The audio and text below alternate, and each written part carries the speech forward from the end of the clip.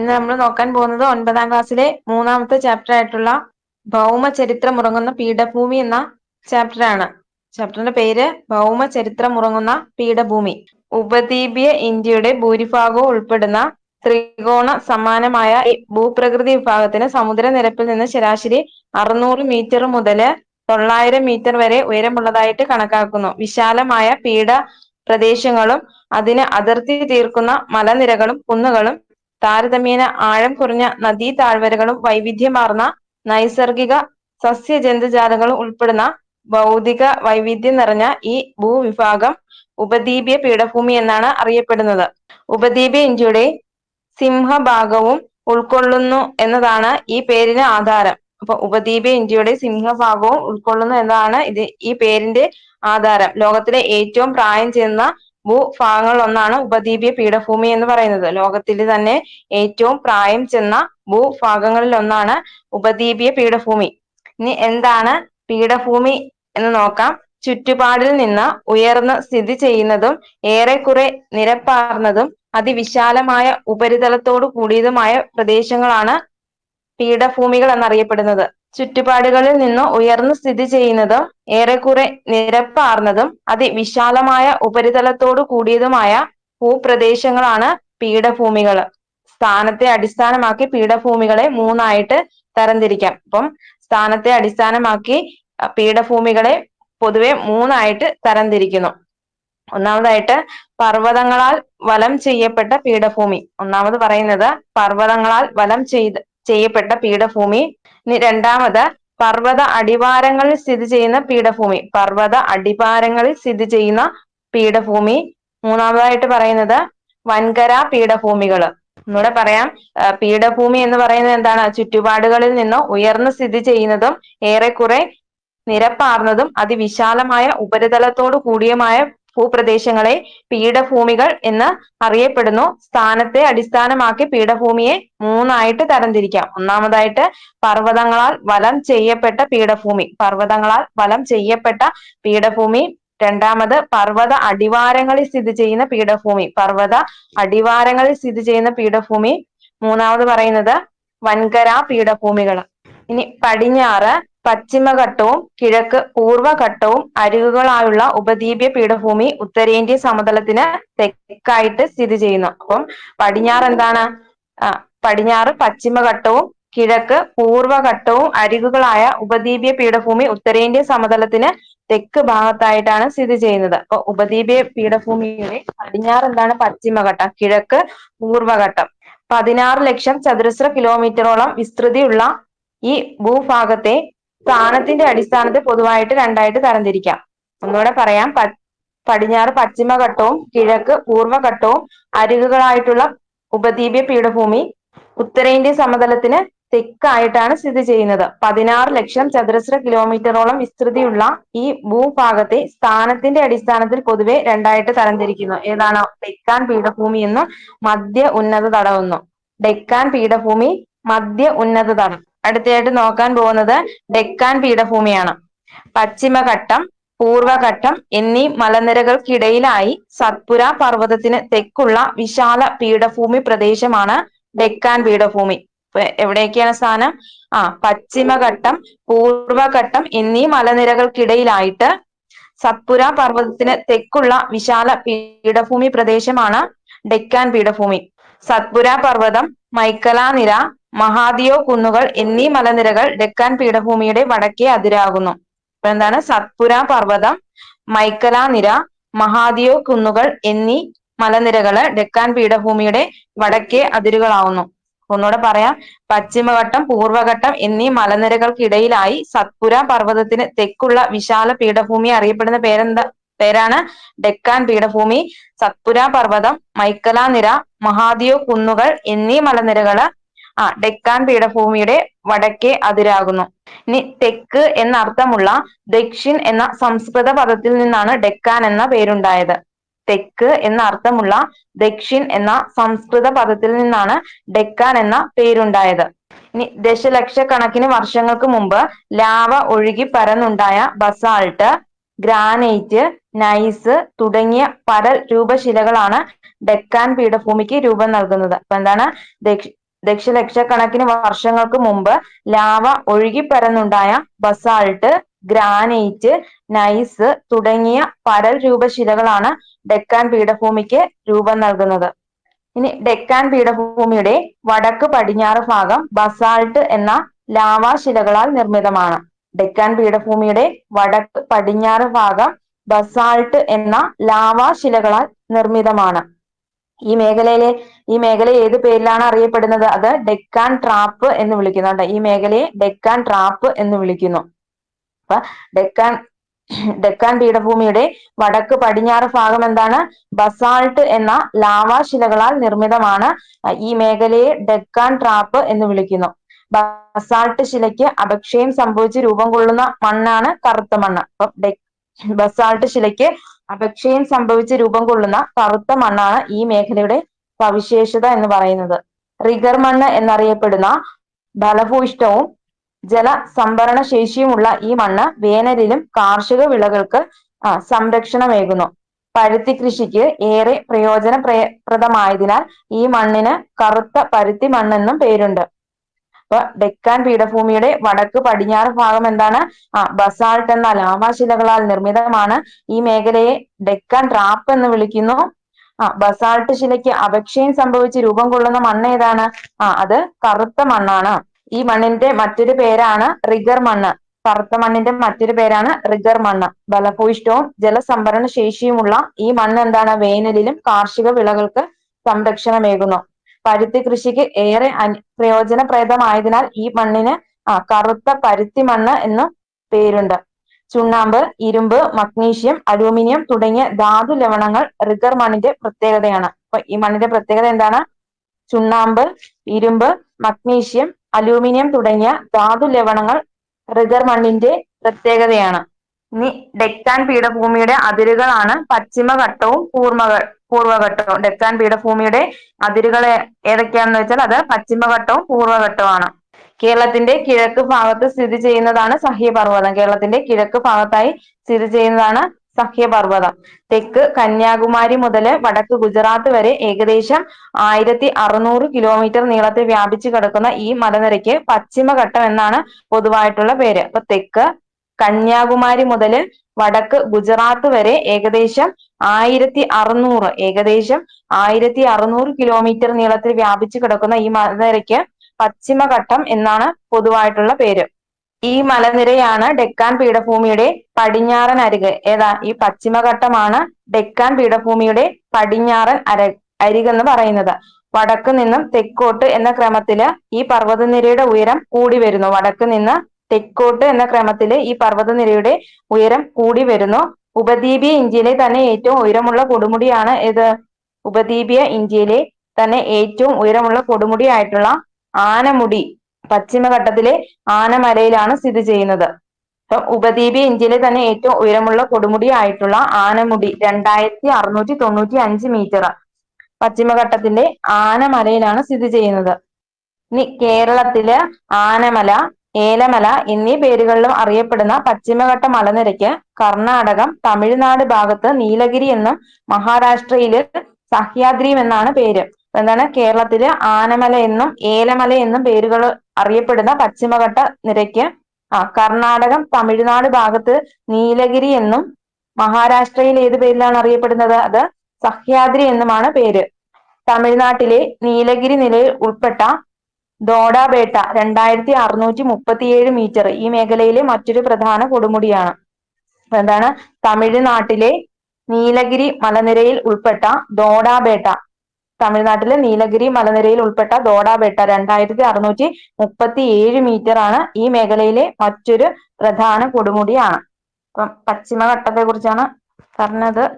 അപ്പം തെക്ക് കന്യാകുമാരി മുതൽ വടക്ക് ഗുജറാത്ത് വരെ ഏകദേശം 1600 കിലോമീറ്റർ നീളത്തിൽ വ്യാപിച്ചു കിടക്കുന്നതാണ് പശ്ചിമഘട്ടം എന്ന് പറയുന്നത്. അപ്പം തെക്ക് കന്യാകുമാരി മുതൽ വടക്ക് ഗുജറാത്ത് വരെ ഏകദേശം 1600 കിലോമീറ്റർ വരെ വ്യാപിച്ചു കിടക്കുന്ന പർവ്വതനിരയാണ് ഏത്? പശ്ചിമഘട്ടം.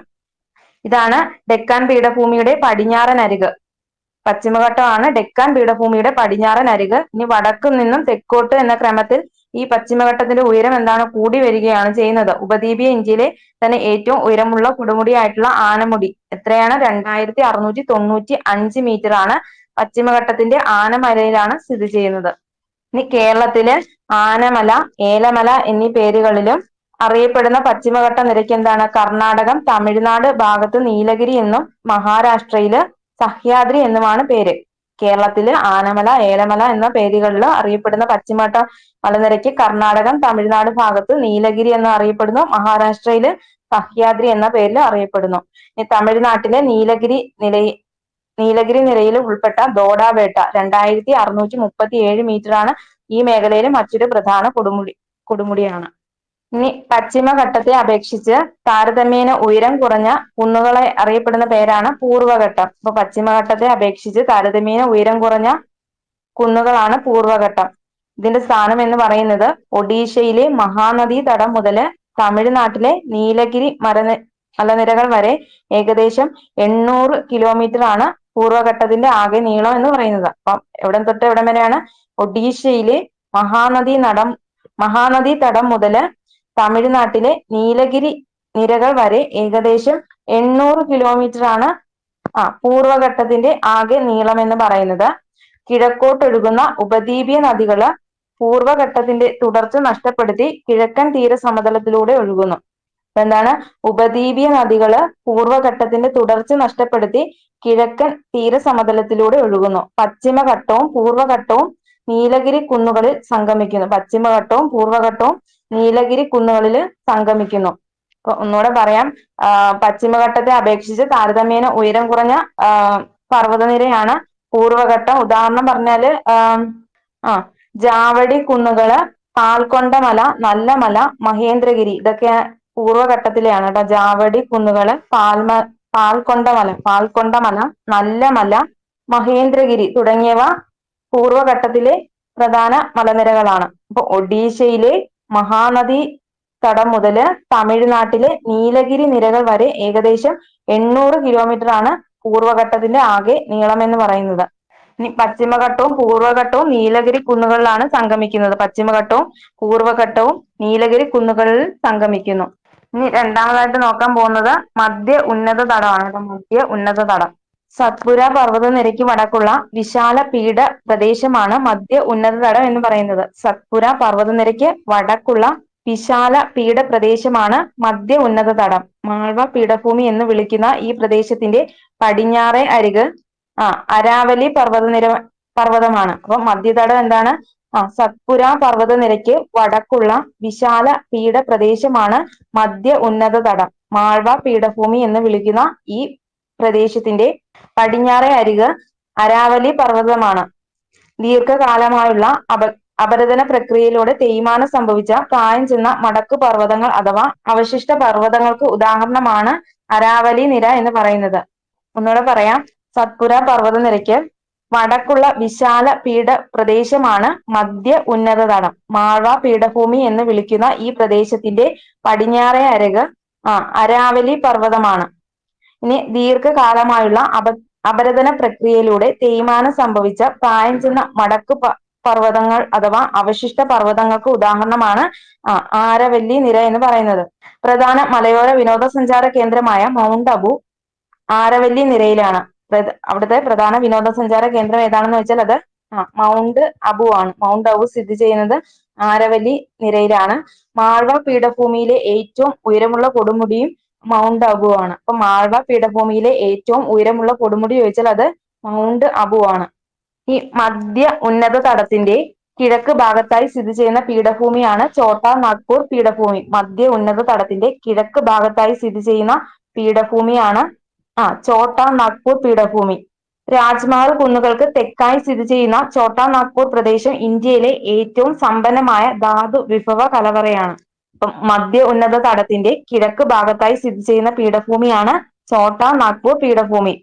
രാജ്മഹൽ കുന്നുകൾക്ക് തെക്കായി സ്ഥിതി ചെയ്യുന്ന ഛോട്ടാ നാഗ്പൂർ പ്രദേശം ഇന്ത്യയിലെ തന്നെ ഏറ്റവും സമ്പന്നമായ ധാതു കലവറയാണ്. ഇരുമ്പയിര്, ബോക്സൈറ്റ്, മാംഗനീസ്, ചെമ്പ് തുടങ്ങിയ ലോഹധാതുക്കളും ചുണ്ണാമ്പ് കല്ല്, കൽക്കരി തുടങ്ങിയ അലോഹ ധാതുക്കളും ഈ മേഖല സമ്പന്നമാക്കുന്നു. അപ്പം ഇന്ത്യയിലെ ഛോട്ടാ നാഗ്പൂർ പ്രദേശം എന്ന് പറയുന്നത് ഇന്ത്യയിലെ തന്നെ സമ്പന്നമായിട്ടുള്ള ധാതു വിഭവ കലവറയാണ്. എന്താണ് ഛോട്ടാ നാഗ്പൂർ പ്രദേശം എന്ന് പറയുന്നത് ഇന്ത്യയിലെ ഏറ്റവും സമ്പന്നമായിട്ടുള്ള ധാതു വിഭവ കലവറയാണ്. ഇരുമ്പയിര്, ബോക്സൈറ്റ്, മാംഗനീസ്, ചെമ്പ്. ഇരുമ്പയിര്, ബോക്സൈറ്റ്, മാംഗനീസ്, ചെമ്പ് തുടങ്ങിയ ലോഹധാതുക്കളും ചുണ്ണാമ്പ് കല്ല്, കൽക്കരി തുടങ്ങിയ അലോഹധാതുക്കളും ഈ മേഖലയെ സമ്പന്നമാക്കുന്നു. ഇനി ധാതു ഖനനവും ധാതു അധിഷ്ഠിത വ്യവസായങ്ങളുമാണ് ഈ പ്രദേശത്തെ പ്രധാന സാമ്പത്തിക പ്രവർത്തനങ്ങൾ എന്ന് പറയുന്നത്. ധാതു ഖനനവും ധാതു അധിഷ്ഠിത വ്യവസായങ്ങളുമാണ് ഈ പ്രദേശത്തെ പ്രധാന സാമ്പത്തിക പ്രവർത്തനങ്ങൾ.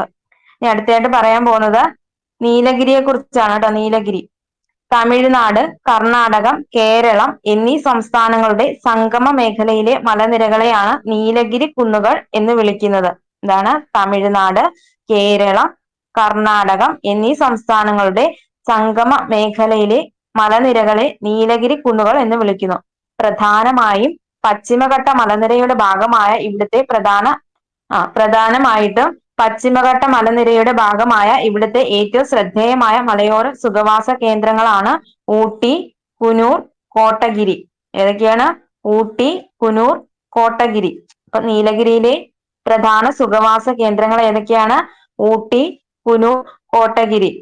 കുന്നുകളുടെ രാജ്ഞി എന്നറിയപ്പെടുന്ന ഊട്ടി അഥവാ ഉദകമണ്ഡലം ദക്ഷിണേന്ത്യയിലെ ഒരു പ്രധാന വിനോദസഞ്ചാര കേന്ദ്രമാണ്.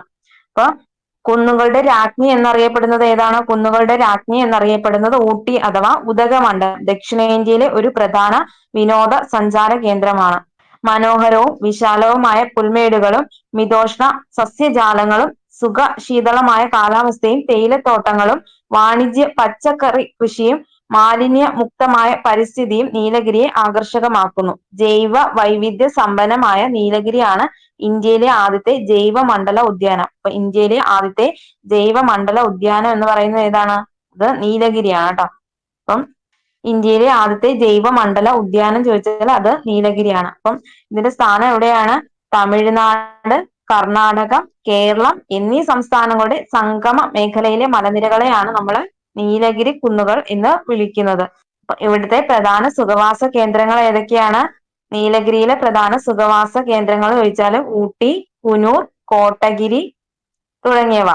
ഇനി കുന്നുകളുടെ രാജ്ഞി എന്നറിയപ്പെടുന്ന ഊട്ടി അഥവാ ഉദകമണ്ഡലം ദക്ഷിണേന്ത്യയിലെ ഒരു പ്രധാന വിനോദസഞ്ചാര കേന്ദ്രമാണ്. ഇനി ഇന്ത്യയിലെ ആദ്യത്തെ ജൈവ മണ്ഡല ഉദ്യാനം ചോദിച്ചാൽ അത് നീലഗിരിയാണ്. ഇനി ഉപദ്വീപീയ പീഠഭൂമിയിലെ കാലാവസ്ഥാ വൈവിധ്യമാണ് നോക്കാൻ പോകുന്നത്. ഉപദ്വീപീയ പീഠഭൂമിയില് പൊതുവെ ഉഷ്ണമേഖല മൺസൂൺ കാലാവസ്ഥയാണ് അനുഭവപ്പെടുന്നത്. അപ്പൊ ഉപദ്വീപീയ പീഠഭൂമിയില് പൊതുവെ എന്താണ്? ഉഷ്ണമേഖല മൺസൂൺ കാലാവസ്ഥയാണ് അനുഭവപ്പെടുന്നത്. എന്നാൽ താപനിലയിലും മഴയിലുമെല്ലാം ഗണ്യമായ സ്ഥലകാല വ്യത്യാസങ്ങൾ പ്രകടമാണ്. ഇനി ഉപദ്വീപീയ പീഠഭൂമിയിലെ കാലാവസ്ഥയെ സ്വാധീനിക്കുന്ന ഘടകങ്ങളാണ് പറയുന്നത്. ഉഷ്ണമേഖലയിലെ സ്ഥാനം. ഒന്നാമത് പറയുന്നത് ഉഷ്ണമേഖലയിലെ സ്ഥാനം.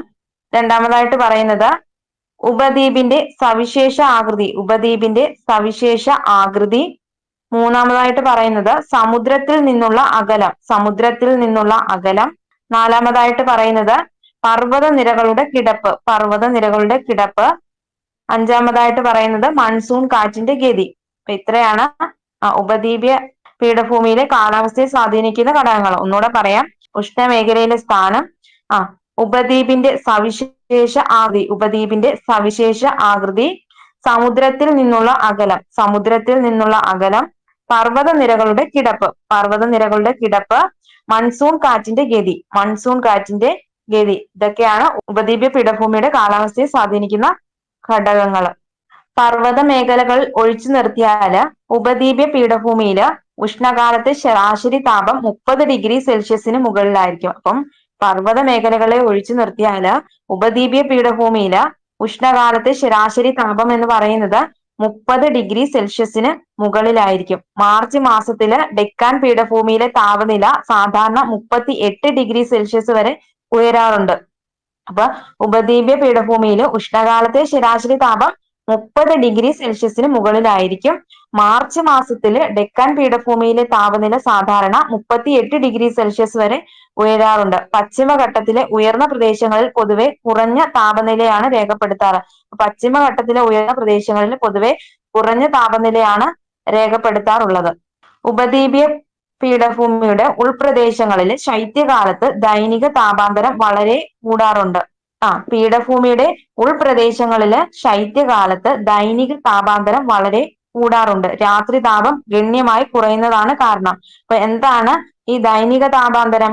ഒരു പ്രദേശത്ത് ഒരു ദിവസം അനുഭവപ്പെടുന്ന കൂടിയ താപനിലയും കുറഞ്ഞ താപനിലയും തമ്മിലുള്ള വ്യത്യാസമാണ് ദൈനിക താപാന്തരം എന്നറിയപ്പെടുന്നത്. ഒരു പ്രദേശത്ത് ഒരു ദിവസം അനുഭവപ്പെടുന്ന കൂടിയ താപനിലയും കുറഞ്ഞ താപനിലയും തമ്മിലുള്ള വ്യത്യാസത്തെ എന്ത് പേരിലാണ് അറിയപ്പെടുന്നത്? ദൈനിക താപാന്തരം എന്നറിയപ്പെടുന്നു. അപ്പൊ പീഠഭൂമിയുടെ ഉൾപ്രദേശങ്ങളില് ശൈത്യകാലത്ത് ദൈനിക താപാന്തരം എന്ന് പറയുന്നത് എന്താണ്? വളരെ കൂടുതലാണ്. രാത്രിതാപം ഗണ്യമായി കുറയുന്നതാണ് കാരണം. ഇനി അടുത്തതായിട്ട് പറയുന്നത് രാജസ്ഥാനിലെ ജയ്സാൽമീറിൽ കാണപ്പെടുന്ന മാർബിൾ, സ്ലേറ്റ്, നൈസ് തുടങ്ങിയ കായാന്തരിക ശിലാനിർമ്മിത ഭാഗങ്ങൾ ഉപദ്വീപീയ പീഠഭൂമിയുടെ ഭാഗമാണെന്ന് കണ്ടെത്തിയിട്ടുണ്ട്. എന്താണ്? രാജസ്ഥാനിലെ ജയ്സാൽമീറിൽ കാണപ്പെടുന്ന മാർബിള്, സ്ലേറ്റ്, നൈസ് തുടങ്ങിയ കായാന്തരിക ശിലാനിർമ്മിത ഭാഗങ്ങള് ഉപദ്വീപീയ പീഠഭൂമിയുടെ ഭാഗമാണെന്ന് കണ്ടെത്തിയിട്ടുണ്ട്. കൂടാതെ ഇന്ത്യയുടെ വടക്കു കിഴക്കായി വേറിട്ട് നിൽക്കുന്ന മേഘാലയ പീഠഭൂമിയും ഭൗമചലനങ്ങളാൽ പ്രധാന ഉപദ്വീപീയ പീഠഭൂമിയിൽ നിന്ന് വേർപെട്ടതാണെന്ന് കണക്കാക്കപ്പെടുന്നു. ഒന്നുകൂടെ പറയാം. രാജസ്ഥാനിലെ ജയ്സാൽമീറിനടുത്ത് കാണപ്പെടുന്ന മാർബിൾ, സ്ലേറ്റ്, നൈസ് തുടങ്ങിയ കായാന്തരിക ശിലാനിർമ്മിത ഭാഗങ്ങള് ഉപദ്വീപീയ പീഠഭൂമിയുടെ ഭാഗം ആണെന്ന് കണ്ടെത്തിയിട്ടുണ്ട്. കൂടാതെ എന്താണ്? ഇന്ത്യയുടെ വടക്കു കിഴക്കായി വേറിട്ട് നിൽക്കുന്ന മേഘാലയ പീഠഭൂമിയും ഭൗമ ചലനങ്ങളാൽ പ്രധാന ഉപദ്വീപീയ പീഠഭൂമിയിൽ നിന്ന് വേർപെട്ടതാണെന്ന് കണക്കാക്കുന്നു. ഗുജറാത്തിലെ കച്ച്, കത്തിയവാർ മേഖലയിലെ ശിലാതലപ്പുകൾ ഉപദ്വീപീയ പീഠഭൂമിയുടെ ഭാഗമാണെന്ന് കണ്ടെത്തിയിട്ടുണ്ട്. അപ്പൊ ഗുജറാത്തിലെ കച്ച്, കത്തിയവാർ മേഖലയിലെ ശിലാതലപ്പുകൾ ഉപദ്വീപീയ പീഠഭൂമിയുടെ ഭാഗമാണെന്ന് കണ്ടെത്തിയിട്ടുണ്ട്. ഇനി പശ്ചിമഘട്ടത്തിന്റെ പടിഞ്ഞാറേ ചരിവ് ഒഴികെ ഉപദ്വീപീയ പീഠഭൂമിയിലെ മിക്കവാറും പ്രദേശങ്ങളില് മഴ മിതമോ വിരളമോ ആണ്. പശ്ചിമഘട്ടത്തിന്റെ പടിഞ്ഞാറേ ചരിവ് ഒഴികെ ഉപദ്വീപീയ പീഠഭൂമിയിലെ മിക്കവാറും പ്രദേശങ്ങളില് മഴ മിതമോ വിരളമോ ആണ്. തെക്ക് പടിഞ്ഞാറൻ മൺസൂൺ കാലത്ത് പശ്ചിമഘട്ടത്തിന്റെ പടിഞ്ഞാറ് ചരിവിൽ തട്ടി ഉയരുന്ന ഈർപ്പവാഹിയായ വായു തണുക്കുകയും കാറ്റിന് അഭിമുഖമായ വശത്ത് വലിയ തോതിൽ മഴയ്ക്ക് കാരണമാകുകയും ചെയ്യുന്നു. പശ്ചിമഘട്ടത്തിന്റെ പടിഞ്ഞാറേ ചരിവ് ഒഴികെ ഉപദ്വീപീയ പീഠഭൂമിയിലെ മിക്കവാറും പ്രദേശങ്ങളിൽ മഴ മിതമോ വിരളമോ ആയിരിക്കും. തെക്ക് പടിഞ്ഞാറൻ മൺസൂൺ കാലത്ത് പശ്ചിമഘട്ടത്തിന്റെ പടിഞ്ഞാറേ ചരിവിൽ തട്ടി ഉയരുന്ന ഈർപ്പവാഹിയായിട്ടുള്ള വായു തണുക്കുകയും കാറ്റിന് അഭിമുഖമായ വശത്ത് വലിയ തോതിൽ മഴയ്ക്ക് കാരണമാകുകയും ചെയ്യുന്നു. 250 സെന്റിമീറ്റർ മുതൽ 400 സെന്റിമീറ്റർ വരെയാണ് ഇക്കാലയളവിൽ പടിഞ്ഞാറൻ തീരത്തും പശ്ചിമഘട്ടത്തിന്റെ പടിഞ്ഞാറും ലഭിക്കുന്ന മഴ. 250 സെന്റിമീറ്റർ മുതൽ 400 സെന്റിമീറ്റർ വരെയാണ് ഇക്കാലയളവില് പടിഞ്ഞാറൻ തീരത്തും പശ്ചിമഘട്ടത്തിന്റെ പടിഞ്ഞാറും ലഭിക്കുന്ന മഴ. എന്നാല് പശ്ചിമഘട്ടത്തിന്റെ കിഴക്കേ ചെരുവില് താഴ്ന്നിറങ്ങുന്ന വായു ഈർപ്പരഹിതമായതിനാല് കിഴക്കേ ചെരുവിനോട് ചേർന്ന് സ്ഥിതി ചെയ്യുന്ന പീഠഭൂമി പ്രദേശങ്ങളിൽ വിരളമായി മാത്രമേ മഴ ലഭിക്കാറുള്ളൂ. ഈ പ്രദേശത്തെ മഴനിഴൽ പ്രദേശങ്ങൾ എന്നാണ് വിളിക്കുന്നത്. ഒന്നുകൂടെ പറയാം. പശ്ചിമഘട്ടത്തിന്റെ പടിഞ്ഞാറേ ചരിവ് ഒഴികെയുള്ള ഉപദ്വീപീയ പീഠഭൂമിയിലെ മിക്കവാറും പ്രദേശങ്ങളിൽ മഴ തീരെ കുറവായിരിക്കും. തെക്ക് പടിഞ്ഞാറൻ മൺസൂൺ കാലത്ത് പശ്ചിമഘട്ടത്തിന്റെ പടിഞ്ഞാറേ ചരിവിൽ തട്ടി ഉയരുന്ന ഈർപ്പവാഹിയായിട്ടുള്ള വായു തണുക്കുകയും കാറ്റിന് അഭിമുഖമായ വശത്ത് വലിയ തോതിൽ മഴയ്ക്ക് കാരണമാകുകയും ചെയ്യുന്നു. 250 സെന്റിമീറ്റർ മുതൽ 400 സെന്റിമീറ്റർ വരെയാണ് ഇക്കാലയളവിൽ പടിഞ്ഞാറൻ തീരത്തും പശ്ചിമഘട്ടത്തിന്റെ പടിഞ്ഞാറും ലഭിക്കുന്ന മഴ എന്ന് പറയുന്നത്. എന്നാല് പശ്ചിമഘട്ടത്തിന്റെ കിഴക്കേ ചെരുവിൽ താഴ്ന്നിറങ്ങുന്ന വായു ഈർപ്പരഹിതമായതിനാല് കിഴക്കേ ചെരുവിനോട് ചേർന്ന് സ്ഥിതി ചെയ്യുന്ന പീഠഭൂമി പ്രദേശങ്ങളിൽ വിരളമായി മാത്രമേ മഴ ലഭിക്കാറുള്ളൂ. അതും 50 സെന്റിമീറ്റർ കുറവാണ്. 50 സെന്റിമീറ്റർ കുറവായിരിക്കും. ഇത്തരം പ്രദേശങ്ങളെ മഴനിഴൽ പ്രദേശങ്ങൾ എന്നാണ് വിളിക്കുന്നത്. ഇനി എന്താണ് മഴനിഴൽ പ്രദേശങ്ങൾ എന്നാണ് പറയുന്നത്? കടലിൽ നിന്നും ഈർപ്പം വഹിച്ചെത്തുന്ന കാറ്റുകള് പർവ്വതങ്ങളിൽ തട്ടി ഉയരുന്നു. ഇത്തരത്തിൽ ഉയരുന്ന വായു ഘനീഭവിച്ച് മഴമേഘങ്ങൾ രൂപപ്പെടുകയും പർവ്വതങ്ങളുടെ കാറ്റിന് അഭിമുഖമായ വശത്ത് ധാരാളം മഴ നൽകുകയും ചെയ്യുന്നു. എന്നാല് പർവ്വതങ്ങളുടെ പ്രതിമുഖ വശത്ത് താഴ്ന്നിറങ്ങുന്ന വായു പൊതുവെ ഈർപ്പരഹിതമായതിനാല് ഇവിടെ മഴ കുറവായിരിക്കും. ഈ പ്രദേശങ്ങളെ ഏത് പേരിലാണ് അറിയപ്പെടുന്നത്? മഴനിഴൽ പ്രദേശം എന്നറിയപ്പെടുന്നത്. ഒന്നുകൂടെ പറയാം. കടലിൽ നിന്ന് ഈർപ്പം വഹിച്ചെടുക്കുന്ന കാറ്റുകള് പർവ്വതങ്ങളിൽ തട്ടി ഉയരുന്നു. ഇത്തരത്തിൽ ഉയരുന്ന വായു ഘനീഭവിച്ച് മഴമേഘങ്ങൾ രൂപപ്പെടുകയും പർവ്വതങ്ങളുടെ കാറ്റിന് അഭിമുഖമായ വശത്ത് ധാരാളം മഴ നൽകുകയും ചെയ്യും. ഇനി പർവ്വതങ്ങളുടെ പ്രതിമുഖ വശത്ത് താഴ്ന്നിറങ്ങുന്ന വായു പൊതുവെ ഈർപ്പരഹിതമായതിനാല് അവിടെ മഴ കുറവായിരിക്കും. ഇത്തരം പ്രദേശങ്ങളെ മഴനിഴൽ പ്രദേശം എന്ന് വിളിക്കുന്നു. ഇനി മഹാരാഷ്ട്രയുടെ തീരത്ത് വന്നു ചേരുന്ന തെക്ക് പടിഞ്ഞാറൻ മൺസൂൺ കാറ്റ് നർമ്മദ, താപ്തി നദീതടത്തിലൂടെ ഉപദ്വീപിൽ പ്രവേശിക്കുകയും മധ്യ ഇന്ത്യയിൽ ഉടനീളം മിതമായ തോതിൽ മഴ നൽകുകയും ചെയ്യുന്നു.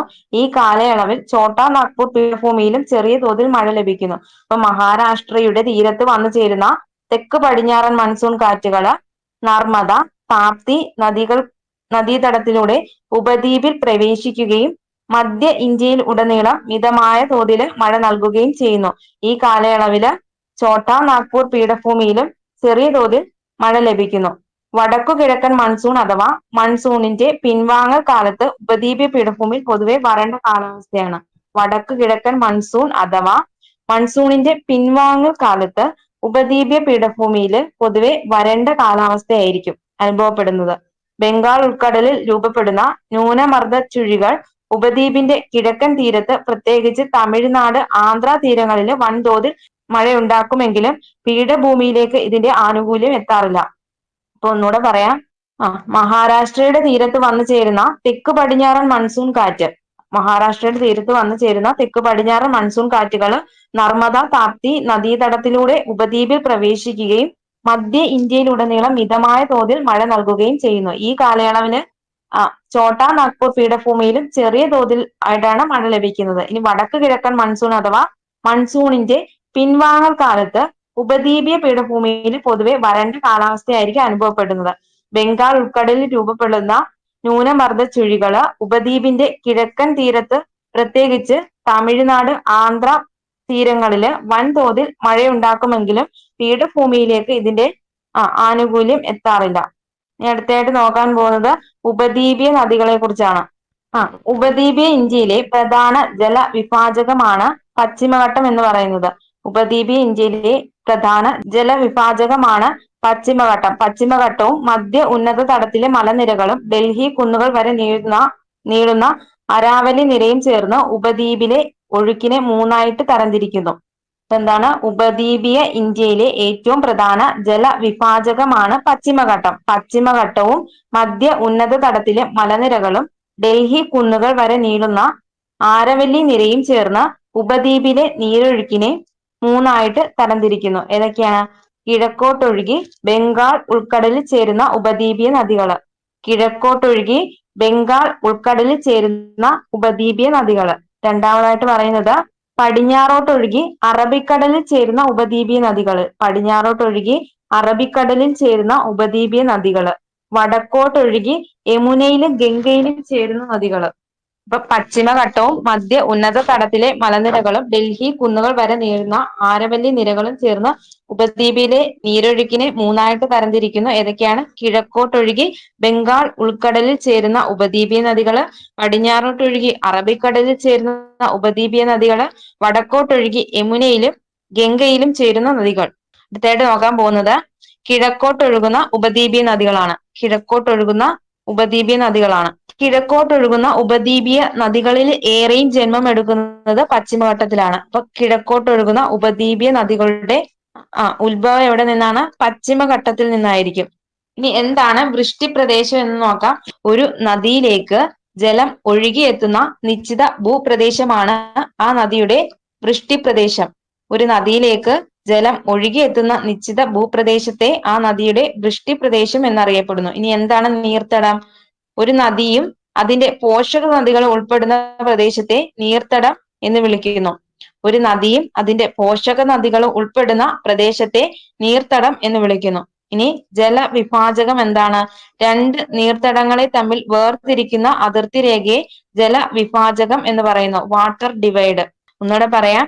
വൃഷ്ടിപ്രദേശം എന്ന് പറയുന്നത് ഒരു നദിയിലേക്ക് ജലം ഒഴുകിയെത്തുന്ന നിശ്ചിത ഭൂപ്രദേശത്തെ ആ നദിയുടെ വൃഷ്ടിപ്രദേശം എന്നറിയപ്പെടുന്നു. ഒരു നദിയിലേക്ക് ജലം ഒഴുകിയെത്തുന്ന നിശ്ചിത ഭൂപ്രദേശമാണ് ആ നദിയുടെ വൃഷ്ടിപ്രദേശം. ഈ നീർത്തടം എന്താണ്? ഒരു നദിയും അതിന്റെ പോഷക നദിയും ഉൾപ്പെടുന്ന പ്രദേശത്തെ നീർത്തടം എന്ന് വിളിക്കുന്നു.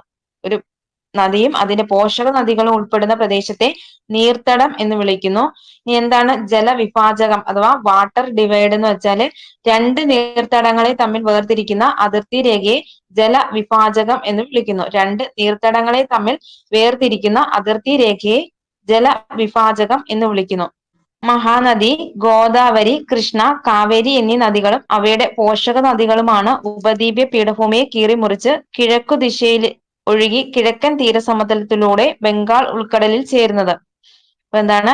മഹാനദി, ഗോദാവരി, കൃഷ്ണ, കാവേരി എന്നീ നദികളും അവയുടെ പോഷക നദികളുമാണ് ഉപദ്വീപീയ പീഠഭൂമിയെ കീറിമുറിച്ച് കിഴക്കു ദിശയില് ഒഴുകി കിഴക്കൻ തീരസമതലത്തിലൂടെ ബംഗാൾ ഉൾക്കടലിൽ ചേരുന്നത്. നമ്മൾ പറഞ്ഞ എന്താണ്? കിഴക്കോട്ടൊഴുകി ബംഗാൾ ഉൾക്കടലിൽ ചേരുന്ന ഉപദ്വീപീയ നദിയാണ് ഒന്നാമതായിട്ട് നമ്മൾ നോക്കുന്നത്. അപ്പൊ കിഴക്കോട്ടൊഴുകുന്ന ഉപദ്വീപീയ നദികളിൽ ഏറെയും ജന്മം എടുക്കുന്നത് എവിടെയാണ്? പശ്ചിമഘട്ടത്തിൽ നിന്നാണ്. അപ്പം കിഴക്കോട്ടൊഴുകുന്ന ഉപദ്വീപീയ നദികളാണ് മഹാനദി, ഗോദാവരി, കൃഷ്ണ, കാവേരി എന്നീ നദികൾ. അവയുടെ പോഷക നദികളുമാണ് ഉപദ്വീപീയ പീഠഭൂമിയെ കീറി മുറിച്ച് കിഴക്കു ദിശയിൽ ഒഴുകിയിട്ട് കിഴക്കൻ തീരസമതലത്തിലൂടെ ബംഗാൾ ഉൾക്കടലിൽ ചേരുന്നത്. ഇനി അടുത്തായിട്ട് നോക്കാൻ പോകുന്നത് നദി ഉത്ഭവം, പ്രധാന പോഷക നദികള്, നദീതടം ഉൾക്കൊള്ളുന്ന സംസ്ഥാനങ്ങൾ. ഇതാണ് നോക്കാൻ പോകുന്നത്. ഒന്നാമതായിട്ട് പറയുന്നത് മഹാനദി. ഉത്ഭവം എവിടെ നിന്നാണ്? മഹാനദിയുടെ ഉത്ഭവം അത് റായ്പൂരിലെ സിഹാവ അഥവാ ഛത്തീസ്ഗഡിൽ നിന്നാണ് കേട്ടോ. റായ്പൂരിലെ സിഹാവ മലനിരകളിൽ നിന്നാണ് ഉത്ഭവിക്കുന്നത്. ഛത്തീസ്ഗഡ്. ഇനി പ്രധാന പോഷക നദികള്. മഹാനദിയുടെ പ്രധാന പോഷക നദികളാണ് ഇബ്, ടെല്ല്. ഏതൊക്കെയാണ്? ഇബ്, ടെല്ല്. ഇനി നദീതടം ഉൾക്കൊള്ളുന്ന സംസ്ഥാനങ്ങള് ഏതാ? ഛത്തീസ്ഗഡ്, ഒഡീഷ, മധ്യപ്രദേശ്. ഛത്തീസ്ഗഡ്, ഒഡീഷ, മധ്യപ്രദേശിലൂടെയാണ് ഒഴുകുന്നത് കേട്ടോ. അപ്പം മഹാനദി ഉത്ഭവിക്കുന്നത് റായ്പൂരിലെ സിഹാവ മലനിരകളിൽ നിന്നാണ് ഉത്ഭവിക്കുന്നത്. പ്രധാന പോഷക നദികളാണ് ഇബ്, ടെല്ല്. പ്രധാന പോഷക നദികള് ഇബ്, ടെല്ല്. നദീതടം ഉൾക്കൊള്ളുന്ന സംസ്ഥാനങ്ങളാണ് ഛത്തീസ്ഗഡ്, ഒഡീഷ, മധ്യപ്രദേശ്. ഛത്തീസ്ഗഡ്, ഒഡീഷ, മധ്യപ്രദേശ്. ഇനി അടുത്തതായിട്ട് പറയുന്നത് ഗോദാവരി. ഉത്ഭവിക്കുന്നത് മഹാരാഷ്ട്രയിലെ നാസിക്. ഗോദാവരി ഉത്ഭവിക്കുന്നത് മഹാരാഷ്ട്രയിലെ നാസിക്. പ്രധാന പോഷക നദികളാണ് പ്രാൺഹിത, ഇന്ദ്രാവതി, ശബരി. പ്രാൺഹിത, ഇന്ദ്രാവതി, ശബരി. ഇതൊക്കെ ഗോദാവരിയുടെ പോഷക നദികളാണ്. ഇനി നദീതടം ഉൾക്കൊള്ളുന്ന സംസ്ഥാനങ്ങൾ ഒന്ന് ഇത് കാണും, മഹാരാഷ്ട്ര കാണും, മധ്യപ്രദേശ്, ആന്ധ്രാപ്രദേശ്. മഹാരാഷ്ട്ര, മധ്യപ്രദേശ്, ആന്ധ്രാപ്രദേശ്. ഇനി അടുത്തതായിട്ട് പറയുന്നത് കൃഷ്ണ. കൃഷ്ണ നദി ഉത്ഭവിക്കുന്നത് എവിടെ നിന്നാണ്? കൃഷ്ണ നദി അത് മഹാരാഷ്ട്രയിലെ മഹാബലേശ്വർ ആണ്. മഹാരാഷ്ട്രയിലെ മഹാബലേശ്വർ. പ്രധാന പോഷക നദികൾ ഏതൊക്കെയാണ്? തുംഗഭദ്ര, ഭീമ, കൊയ്ന. തുംഗഭദ്ര, ഭീമ, കൊയ്ന. ഇനി നദീതടം ഉൾക്കൊള്ളുന്ന സംസ്ഥാനങ്ങൾ ചോദിച്ചാല് മഹാരാഷ്ട്രയുണ്ട്, കർണാടകം, ആന്ധ്രാപ്രദേശ്. മഹാരാഷ്ട്ര, കർണാടകം, ആന്ധ്രാപ്രദേശ്. ഇനി കാവേരി. കാവേരി നദിയുടെ ഉത്ഭവം ബ്രഹ്മഗിരി കുന്നുകൾ. ബ്രഹ്മഗിരി കുന്നുകളിൽ നിന്നാണ്. കർണാടകത്തിലെ ബ്രഹ്മഗിരി കുന്നുകളിൽ നിന്നാണ്. പ്രധാന പോഷക നദികളാണ് കബനി, ഭവാനി, അമരാവതി. കബനി, ഭവാനി, അമരാവതി കാവേരിയുടെ പോഷക നദികളാണ്. ഇനി നദീതടം ഉൾക്കൊള്ളുന്ന സംസ്ഥാനങ്ങളാണ് കർണാടകം, തമിഴ്നാട്, കേരളം. കർണാടകം, തമിഴ്നാട്, കേരളം. കാവേരി നദി ഉത്ഭവിക്കുന്നത് ബ്രഹ്മഗിരി കുന്നുകൾ. കർണാടകത്തിലെ ബ്രഹ്മഗിരി കുന്നുകള്. പ്രധാന പോഷക നദികള് കബനി, ഭവാനി, അമരാവതി. നദീതടം ഉൾക്കൊള്ളുന്ന സംസ്ഥാനങ്ങള് കർണാടകം, തമിഴ്നാട്, കേരളം. കൃഷ്ണാനദിയാണെങ്കിൽ ഉത്ഭവിക്കുന്നത് മഹാരാഷ്ട്രയിലെ മഹാബലേശ്വറിൽ നിന്നാണ്. പ്രധാന പോഷക നദി ഏതൊക്കെയാണ് കൃഷ്ണയുടെ? തുംഗഭദ്ര, ഭീമ, കൊയ്ന. തുംഗഭദ്ര, ഭീമ, കൊയ്ന. ഇനി ഗോദാവരി ഉത്ഭവിക്കുന്ന എവിടെ നിന്നാണ്? ഗോദാവരി അത് മഹാരാഷ്ട്രയിലെ നാസിക്കിൽ നിന്നാണ്. ഗോദാവരി ഉത്ഭവിക്കുന്നത് മഹാരാഷ്ട്രയിലെ നാസിക്കിൽ നിന്നാണ്. പ്രധാന പോഷക നദിയാണ് പ്രാൺഹിത, ഇന്ദ്രാവതി, ശബരി. പ്രാൺഹിത, ഇന്ദ്രാവതി, ശബരി. ഇനി മഹാനദിയുടെ ഉത്ഭവം എവിടെ നിന്നാണ്? മഹാനദി അത് ഛത്തീസ്ഗഡിലെ റായ്പൂരിലെ സിഹാവയാണ്. ഛത്തീസ്ഗഡിലെ റായ്പൂരിലെ സിഹാവ. പ്രധാന പോഷക നദി മഹാനദിയുടെ പോഷക നദി ഇബ്, ടെല്ല്. ഇനി അടുത്തതായിട്ട് ഗോദാവരിയാണ് ഏറ്റവും വലിയ ഉപദ്വീപീയ നദി എന്ന് പറയുന്നത് ഗോദാവരിയാണ്. ഏറ്റവും വലിയ ഉപദ്വീപീയ നദി 1465 കിലോമീറ്റർ നീളവും 3.13 ലക്ഷം ചതുരശ്ര കിലോമീറ്റർ വൃഷ്ടിപ്രദേശ വിസ്തൃതിയുമുള്ള ഈ നദിയെ ദക്ഷിണ ഗംഗ എന്നും വിളിക്കുന്നു. കൃഷ്ണ, കാവേരി നദികളാണ് യഥാക്രമം വലിപ്പത്തിൽ 2ഉം 3ഉം സ്ഥാനത്തുള്ളത്. എന്താണ്? ഗോദാവരിയാണ് ഏറ്റവും വലിയ ഉപദ്വീപീയ നദി. ഏറ്റവും വലിയ ഉപദ്വീപീയ നദിയാണ് ഗോദാവരി. 1465 കിലോമീറ്റർ നീളവും 3.13 ലക്ഷം ചതുരശ്ര കിലോമീറ്റർ വൃഷ്ടിപ്രദേശ വിസ്തൃതിയുമുള്ള ഈ നദിയെ ദക്ഷിണ ഗംഗ എന്ന് വിളിക്കുന്നു. ദക്ഷിണ ഗംഗ എന്ന് വിളിക്കുന്നത് ഗോദാവരിയാണ്. ഈ കൃഷ്ണ, കാവേരി നദികളാണ് യഥാക്രമം വലിപ്പത്തിൽ 2ഉം 3ഉം സ്ഥാനത്തുള്ളത്. ഈ ഉപദ്വീപീയ നദികള് നീരൊഴുക്കിൽ പൊതുവെ കാലിക സ്വഭാവമുള്ളവയാണ്. ഉപദ്വീപീയ നദികള് നീരൊഴുക്കിൽ പൊതുവെ കാലിക സ്വഭാവമുള്ളവയാണ്. വേനൽക്കാലത്ത് നീരൊഴുക്ക് കുറയുകയും മഴക്കാലത്ത് നിറഞ്ഞൊഴുകുകയും ചെയ്യുന്നു. വേനൽക്കാലത്ത് എന്താണ്? നീരൊഴുക്ക് കുറവായിരിക്കും, മഴക്കാലത്ത് നിറഞ്ഞൊഴുകുകയും ചെയ്യുന്നു. ഇനി അടുത്തതായിട്ട് നോക്കാൻ പോകുന്നത് കാവേരി നദീജല തർക്കമാണ്. കർണാടകം, തമിഴ്നാട് എന്നീ ദക്ഷിണേന്ത്യൻ സംസ്ഥാനങ്ങൾക്കിടയിൽ കാവേരി നദീജലം പങ്കിടുന്നതായി ബന്ധപ്പെട്ട് ദീർഘകാലമായി തർക്കം നിലനിൽക്കുന്നുണ്ട്. അപ്പൊ ഏതൊക്കെ സംസ്ഥാനങ്ങളിലാണ്? കർണാടകം, തമിഴ്നാട് എന്നീ ദക്ഷിണേന്ത്യൻ സംസ്ഥാനങ്ങൾക്കിടയിൽ കാവേരി നദീജലം പങ്കിടുന്നതുമായി ബന്ധപ്പെട്ട് ദീർഘകാലമായിട്ട് തർക്കം നിലനിൽക്കുന്നു. നദീജലം പങ്കിടുന്നതുമായി ബന്ധപ്പെട്ട് സ്വാതന്ത്ര്യത്തിന് മുമ്പുണ്ടാക്കിയ കരാർ അഥവാ 1924 നദീജലം പങ്കിടുന്നതുമായി ബന്ധപ്പെട്ട സ്വാതന്ത്ര്യത്തിന് മുമ്പുണ്ടാക്കിയ കരാർ മദ്രാസ് പ്രസിഡൻസിക്ക് കൂടുതൽ അനുകൂലമായതിനാൽ അത് അസാധുവാക്കണമെന്ന് കർണാടക സംസ്ഥാനവും, എന്നാല് മുൻ കരാറിൽ മാറ്റം വരുത്തിയാൽ തമിഴ്നാട്ടിലെ ദശലക്ഷക്കണക്കിന് കർഷകരെ ബാധിക്കുമെന്ന് തമിഴ്നാടും നിലപാടെടുത്തു. പ്രശ്നം പഠിക്കുന്നതിനായി കേന്ദ്ര സർക്കാർ 1990 ഒരു ട്രിബ്യൂണലിനെ നിയമിച്ചു. ഇപ്പൊ എന്താണ്? 1990 ഒരു ട്രിബ്യൂണലിനെ നിയമിക്കുന്നു. 2007 പുറത്തു വന്ന അന്തിമ വിധിയിൽ കാവേരി ജലം പങ്കിടുന്നതുമായി ബന്ധപ്പെട്ട് ധാരണ ഉണ്ടാവുകയും ചെയ്തു. ഇപ്പൊ 2007 പുറത്തു വന്ന അന്തിമ വിധിയില് കാവേരി ജലം പങ്കിടുന്നതുമായി ബന്ധപ്പെട്ട് ധാരണ ഉണ്ടാവുകയും ചെയ്തു. ഇതിൻ പ്രകാരം പ്രതിവർഷം 419 TMC ജലം തമിഴ്നാടിനും 270 TMC ജലം കർണാടകത്തിനും 30 TMC ജലം കേരളത്തിനും 7 TMC ജലം പുതുച്ചേരി കേന്ദ്രഭരണ പ്രദേശത്തിനും എന്ന തരത്തിൽ നിശ്ചയിച്ചു. അപ്പൊ ഒന്നുകൂടെ പറയാം, ഏതൊക്കെ സംസ്ഥാനങ്ങൾ തമ്മിലാണ് ഈ കാവേരി നദീജല തർക്കം എന്ന് പറയുന്നത്? അത് കർണാടകം, തമിഴ്നാടാണ് കേട്ടോ. കർണാടകം, തമിഴ്നാട് എന്നീ ദക്ഷിണേന്ത്യ സംസ്ഥാനങ്ങൾക്കിടയിൽ കാവേരി നദീജലം പങ്കിടുന്നതിനുമായി ബന്ധപ്പെട്ട് ദീർഘകാലമായിട്ട് തർക്കങ്ങൾ നിലനിൽക്കുന്നുണ്ട്. അപ്പൊ നദീജലം പങ്കിടുന്നതുമായി ബന്ധപ്പെട്ട് സ്വാതന്ത്ര്യത്തിന് മുമ്പുണ്ടാക്കിയ കരാറ് മദ്രാസ് പ്രസിഡൻസിക്ക് കൂടുതൽ അനുകൂലമായതിനാൽ അത് അസാധുവാക്കണമെന്ന് കർണാടക സംസ്ഥാനവും, എന്നാൽ മുൻ കരാറിൽ മാറ്റം വരുത്തിയാൽ തമിഴ്നാടിനെ ദശലക്ഷക്കണക്കിന് കർഷകരെ ബാധിക്കുമെന്ന് തമിഴ്നാട് നിലപാടെടുത്തു. പ്രശ്നം പഠിക്കുന്നതിനായിട്ട് കേന്ദ്ര സർക്കാർ 1990 ഒരു ട്രിബ്യൂണലിനെ നിയമിച്ചു. 2007 പുറത്തു വന്ന അന്തിമ വിധിയിൽ കാവേരി ജലം പങ്കിടുന്നതുമായി ബന്ധപ്പെട്ട് ധാരണയുണ്ടാവുകയും ചെയ്തു. ഇതിൻ പ്രകാരം പ്രതിവർഷം 419 TMC. ഒരു TMC എന്ന് പറയുന്നത് 1000 ദശലക്ഷം ക്യൂബിക് അടിയാണ് കേട്ടോ. ഒരു TMC എന്ന് പറയുന്നത് 1000 ദശലക്ഷം ക്യൂബിക് അടിയാണ്.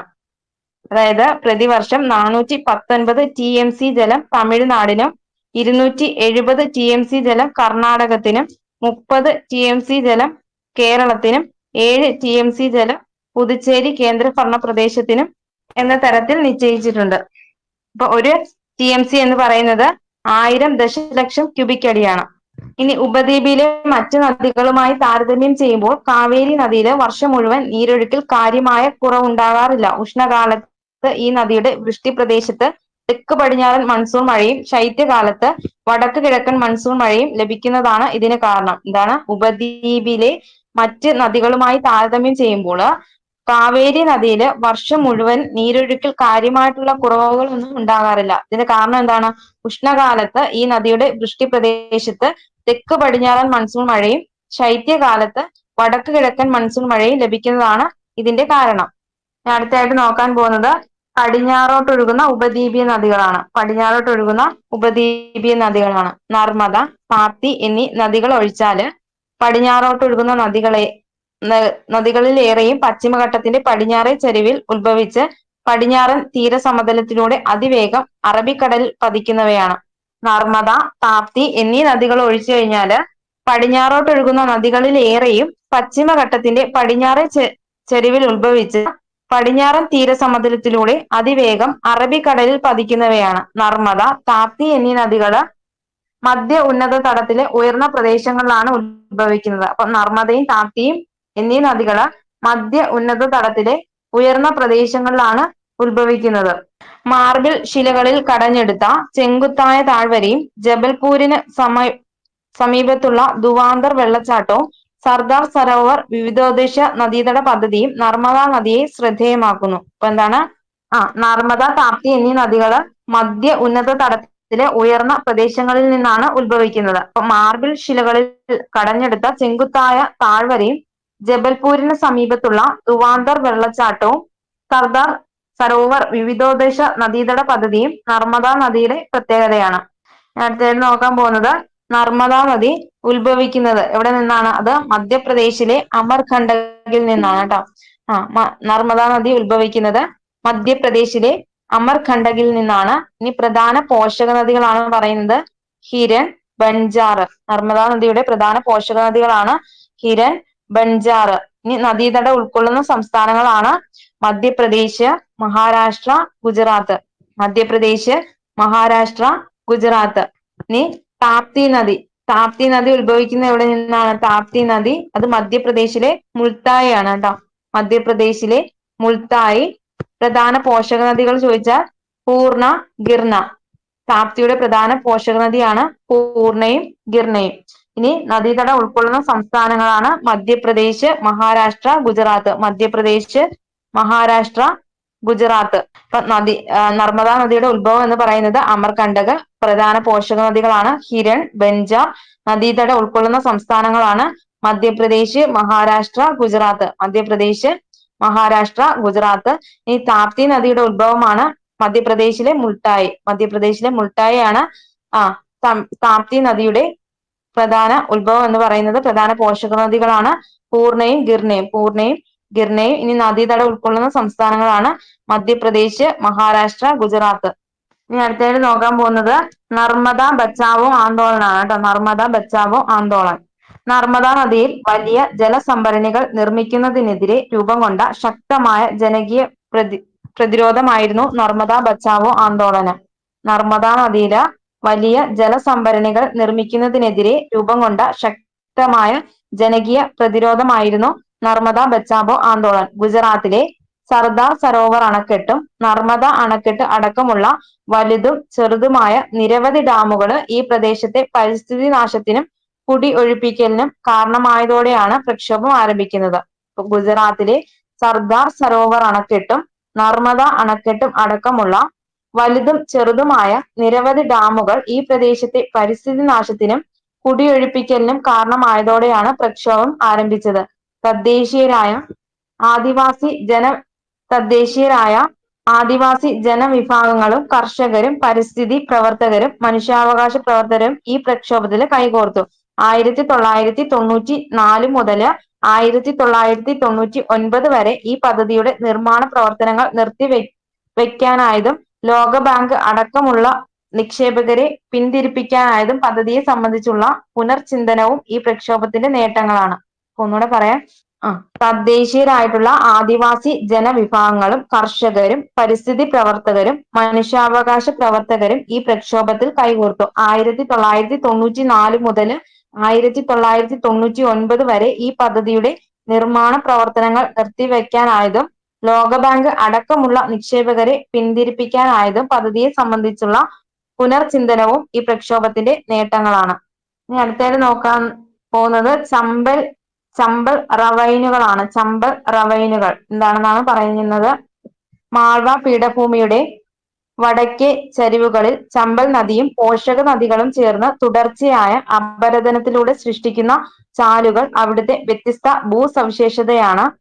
റവൈൻസ് എന്നാണ് ഇത്തരം നിഷ്ഫല ഭൂപ്രകൃതി അറിയപ്പെടുന്നത്. അപ്പൊ മാൾവ പീഠഭൂമിയുടെ വടക്കേ ചരിവുകളില് ചമ്പൽ നദിയും പോഷക നദികളും ചേർന്ന് തുടർച്ചയായ അപരദനത്തിലൂടെ സൃഷ്ടിക്കുന്ന ചാലുകൾ ഇവിടുത്തെ വ്യത്യസ്തമായിട്ടുള്ള ഭൂസവിശേഷതയാണ്. റവെയിൻസ് എന്നാണ് ഇത്തരം നിഷ്ഫല ഭൂപ്രകൃതി അറിയപ്പെടുന്നത്. ഇനി ഗംഗയിലേക്ക് ഒഴുകുന്ന ഉപദ്വീപീയ നദികളാണ് നോക്കാൻ പോകുന്നത് കേട്ടോ. ഗംഗയിലേക്ക് ഒഴുകുന്ന ഉപദ്വീപീയ നദികളാണ് നോക്കാൻ പോകുന്നത്. ഒരു ബോക്സിനകത്ത് കൊടുത്തിട്ടുണ്ട് നദീതട പദ്ധതി, നദി, സംസ്ഥാനം. അപ്പം ഒന്നാമതായിട്ട് പറയുന്ന നദീതട പദ്ധതിയാണ് ഹിരാക്കുഡ്. ഹിരാക്കുഡ് ഏത് നദിയിലാണ്? അത് മഹാനദിയിലാണ്. ഹിരാക്കുഡ് മഹാനദിയിലാണ്.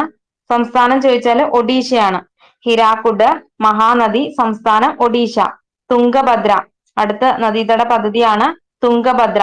നദി ചോദിച്ചാല് തുംഗഭദ്ര നദിയാണ്. നദി ചോദിച്ചാല് തുംഗഭദ്ര നദിയാണ്. കൃഷ്ണ നദിയുടെ പോഷക നദിയാണ് തുംഗഭദ്ര നദി. കൃഷ്ണ നദിയുടെ പോഷക നദിയാണ് തുംഗഭദ്ര നദി. സംസ്ഥാനം ചോദിച്ചാൽ അത് കർണാടകയാണ് കേട്ടോ. കർണാടക സംസ്ഥാനത്തിലാണ് തുംഗഭദ്ര നദീതട പദ്ധതി. ഇനി അടുത്തതായിട്ട് പറയുന്നത് സർദാർ സരോവർ. സർദാർ സരോവർ ഏത് നദിയിലാണ്? സർദാർ സരോവർ നർമ്മദ നദിയിലാണ്. സംസ്ഥാനം ഗുജറാത്താണ്.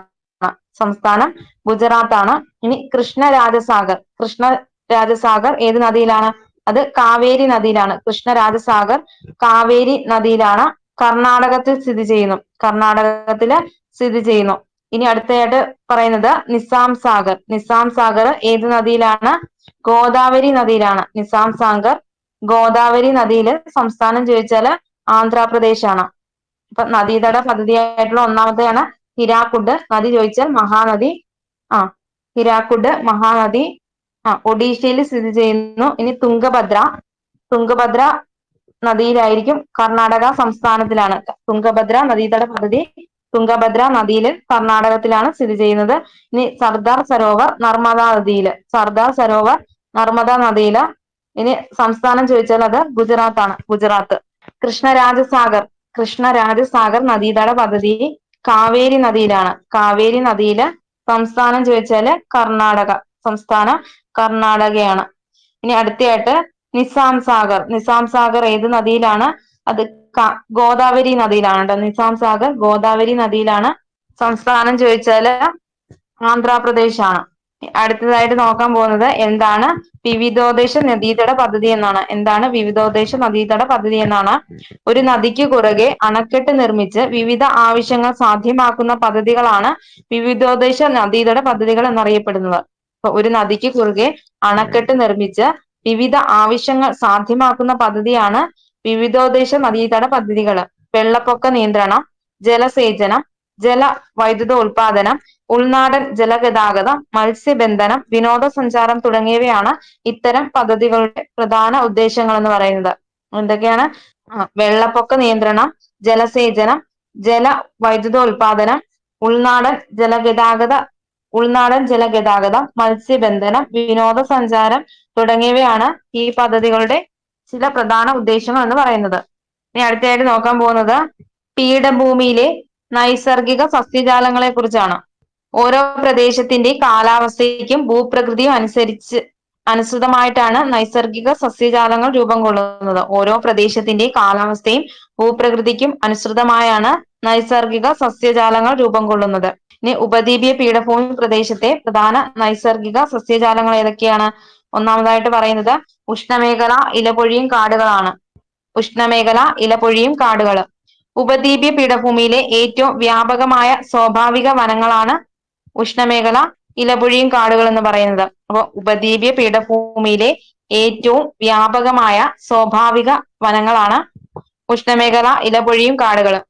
70 സെന്റിമീറ്റർ മുതൽ 200 സെന്റിമീറ്റർ വരെ വാർഷിക മഴ ലഭിക്കുന്ന പ്രദേശങ്ങളിലാണ് പൊതുവെ ഇത്തരം സസ്യജാലങ്ങൾ കാണപ്പെടുന്നത്. മഴയുടെ ഏറ്റക്കുറച്ചിലുകൾ മുൻനിർത്തി ഇതിനെ രണ്ടായിട്ട് തരംതിരിക്കുന്നു. ഏതൊക്കെയാണ്?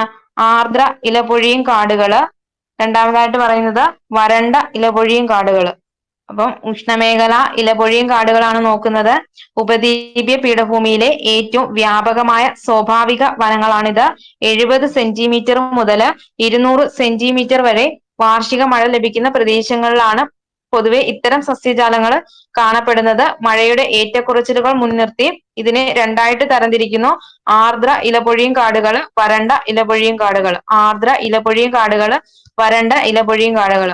ഇനി 100 സെന്റിമീറ്റർ മുതൽ 200 സെന്റിമീറ്റർ വരെ വാർഷിക മഴ ലഭിക്കുന്ന പ്രദേശങ്ങളിലാണ് ആർദ്ര ഇലപൊഴിയും കാടുകൾ കാണപ്പെടുന്നത്. 100 സെന്റിമീറ്റർ മുതൽ 200 സെന്റിമീറ്റർ വരെ വാർഷിക മഴ ലഭിക്കുന്ന പ്രദേശങ്ങളിലാണ് ആർദ്ര ഇലപൊഴിയും കാടുകൾ കാണപ്പെടുന്നത്. പശ്ചിമഘട്ടത്തിന്റെ കിഴക്കൻ ചെരുവുകളിൽ പൊതുവെ കണ്ടുവരുന്നത് ഇത്തരം സസ്യജാലങ്ങളാണ്. പശ്ചിമഘട്ടത്തിന്റെ കിഴക്കൻ ചെരുവുകളിൽ പൊതുവെ കണ്ടുവരുന്നത് ഇത്തരം സസ്യജാലങ്ങളാണ്. കൂടാതെ മധ്യപ്രദേശ്, ഛത്തീസ്ഗഡ് സംസ്ഥാനങ്ങളിലെ കുന്നുകളിലും ചോട്ടാ നാഗ്പൂരിലും ഇത്തരം സസ്യജാലങ്ങൾ ഉണ്ട്. തേക്ക്, സാൽ, ശിശം, മൗവ, ചന്ദനം തുടങ്ങിയ വൃക്ഷങ്ങൾ ഈ വനങ്ങളിൽ പൊതുവായിട്ട് കാണപ്പെടുന്നു. ഇപ്പം നോക്കുന്നത് ആർദ്ര ഇലപൊഴിയും കാടുകളെ കുറിച്ചാണ്. 100 സെന്റിമീറ്റർ മുതൽ 200 സെന്റിമീറ്റർ വരെ വാർഷിക മഴ ലഭിക്കുന്ന പ്രദേശങ്ങളാണ് ആർദ്ര ഇലപൊഴിയും കാടുകൾ എന്ന് പറയുന്നത്. പശ്ചിമഘട്ടത്തിലെ കിഴക്കൻ ചെരുവുകളിൽ പൊതുവെ കണ്ടുവരുന്നത് ഇത്തരം സസ്യജാലങ്ങളാണ്. കൂടാതെ മധ്യപ്രദേശ്, ഛത്തീസ്ഗഡ് സംസ്ഥാനങ്ങളിലെ കുന്നുകളിലും ചോട്ടാ നാഗ്പൂരിലും ഇത്തരം സസ്യജാലങ്ങളുണ്ട്. ഇനി തേക്ക്, സാൽ, ശിശം, മൗവ, ചന്ദനം തുടങ്ങിയ വൃക്ഷങ്ങൾ ഈ വനങ്ങളിൽ പൊതുവായിട്ട് കാണപ്പെടുന്നു. 70 സെന്റിമീറ്റർ മുതൽ 100 സെന്റിമീറ്റർ വരെ വാർഷിക മഴ ലഭിക്കുന്ന പീഠഭൂമിയുടെ ഇതര ഭാഗങ്ങളിലായിട്ട് വരണ്ട ഇലപൊഴിയും കാടുകൾ ആണുള്ളത്. 70 സെന്റിമീറ്റർ മുതൽ 100 സെന്റിമീറ്റർ വരെ വാർഷിക മഴ ലഭിക്കുന്ന പീഠഭൂമിയുടെ ഇതര ഭാഗങ്ങളിൽ വരണ്ട ഇലപൊഴിയും കാടുകളാണുള്ളത്. മഴ തീരെ കുറഞ്ഞ മേഖലകളോടടുക്കുമ്പോൾ ഇത് മുൾക്കാടുകൾക്കും കുറ്റിച്ചെടികൾക്കും വഴിമാറുന്നു. വരൾച്ച കാലം എത്തുന്നതോടെ ഈ സസ്യങ്ങൾ പൂർണ്ണമായിട്ടും ഇല പൊഴിക്കുകയും വനങ്ങൾ ഇലകളില്ലാത്ത സസ്യങ്ങൾ നിറഞ്ഞ പുൽമേടുകളായി മാറുകയും ചെയ്യുന്നു. തേക്ക്, റോസ്വുഡ്, ആക്സിൽ വുഡ്, മുളവർഗ്ഗങ്ങൾ തുടങ്ങിയവ ഇവിടെ സാധാരണമാണ്. 70 സെന്റിമീറ്റർ മുതൽ 100 സെന്റിമീറ്റർ വരെ വാർഷിക മഴ ലഭിക്കുന്ന പീഠഭൂമിയുടെ ഇതര ഭാഗങ്ങളിൽ ഏത് കാടുകളാണ്? അത് വരണ്ട ഇലപൊഴിയും കാടുകളാണ് കാണപ്പെടുന്നത്. മഴ തീരെ കുറഞ്ഞ മേഖലകളോടടുക്കുമ്പോൾ ഇത് മുൾക്കാടുകളായും കുറ്റിച്ചെടികൾക്കും വഴിമാറുന്നു. വരൾച്ച കാലം എത്തുന്നതോടെ ഈ സസ്യങ്ങൾ പൂർണ്ണമായിട്ടും ഇല പൊഴിക്കുകയും വനങ്ങൾ ഇലകളില്ലാത്ത സസ്യങ്ങൾ നിറഞ്ഞ പുൽമേടുകളായിട്ട് മാറുകയും ചെയ്യുന്നു. തേക്ക്, റോസ്വുഡ്, ആക്സിൽ വുഡ്, മുളവർഗ്ഗങ്ങൾ തുടങ്ങിയവയാണ് ഇവിടുത്തെ പ്രത്യേകത എന്ന് പറയുന്നത്. ഇനി അടുത്തായിട്ട് നോക്കാൻ പോകുന്നത് ഉഷ്ണമേഖല മുൾക്കാടുകളാണ്. ഉഷ്ണമേഖല മുൾക്കാടുകളാണ് 75 സെന്റിമീറ്ററിൽ താഴെ വാർഷിക മഴ ലഭിക്കുന്നതും ഉയർന്ന താപനിലയുള്ളതുമായ പ്രദേശങ്ങളിലാണ് ഇത്തരം സസ്യജാലങ്ങൾ പൊതുവായിട്ട് കാണപ്പെടുന്നത്. അപ്പോൾ ഉഷ്ണമേഖല മുൾക്കാടുകൾ 75 സെന്റിമീറ്ററിൽ താഴെ വാർഷിക മഴ ലഭിക്കുന്നതും ഉയർന്ന താപനില ഉള്ളതുമായ പ്രദേശങ്ങളിലാണ് ഇത്തരം സസ്യജാലങ്ങൾ പൊതുവായിട്ട് കാണപ്പെടുന്നത്. അങ്ങിങ്ങായി ഉയരം കുറഞ്ഞ മരങ്ങൾ കാണപ്പെടുന്നു.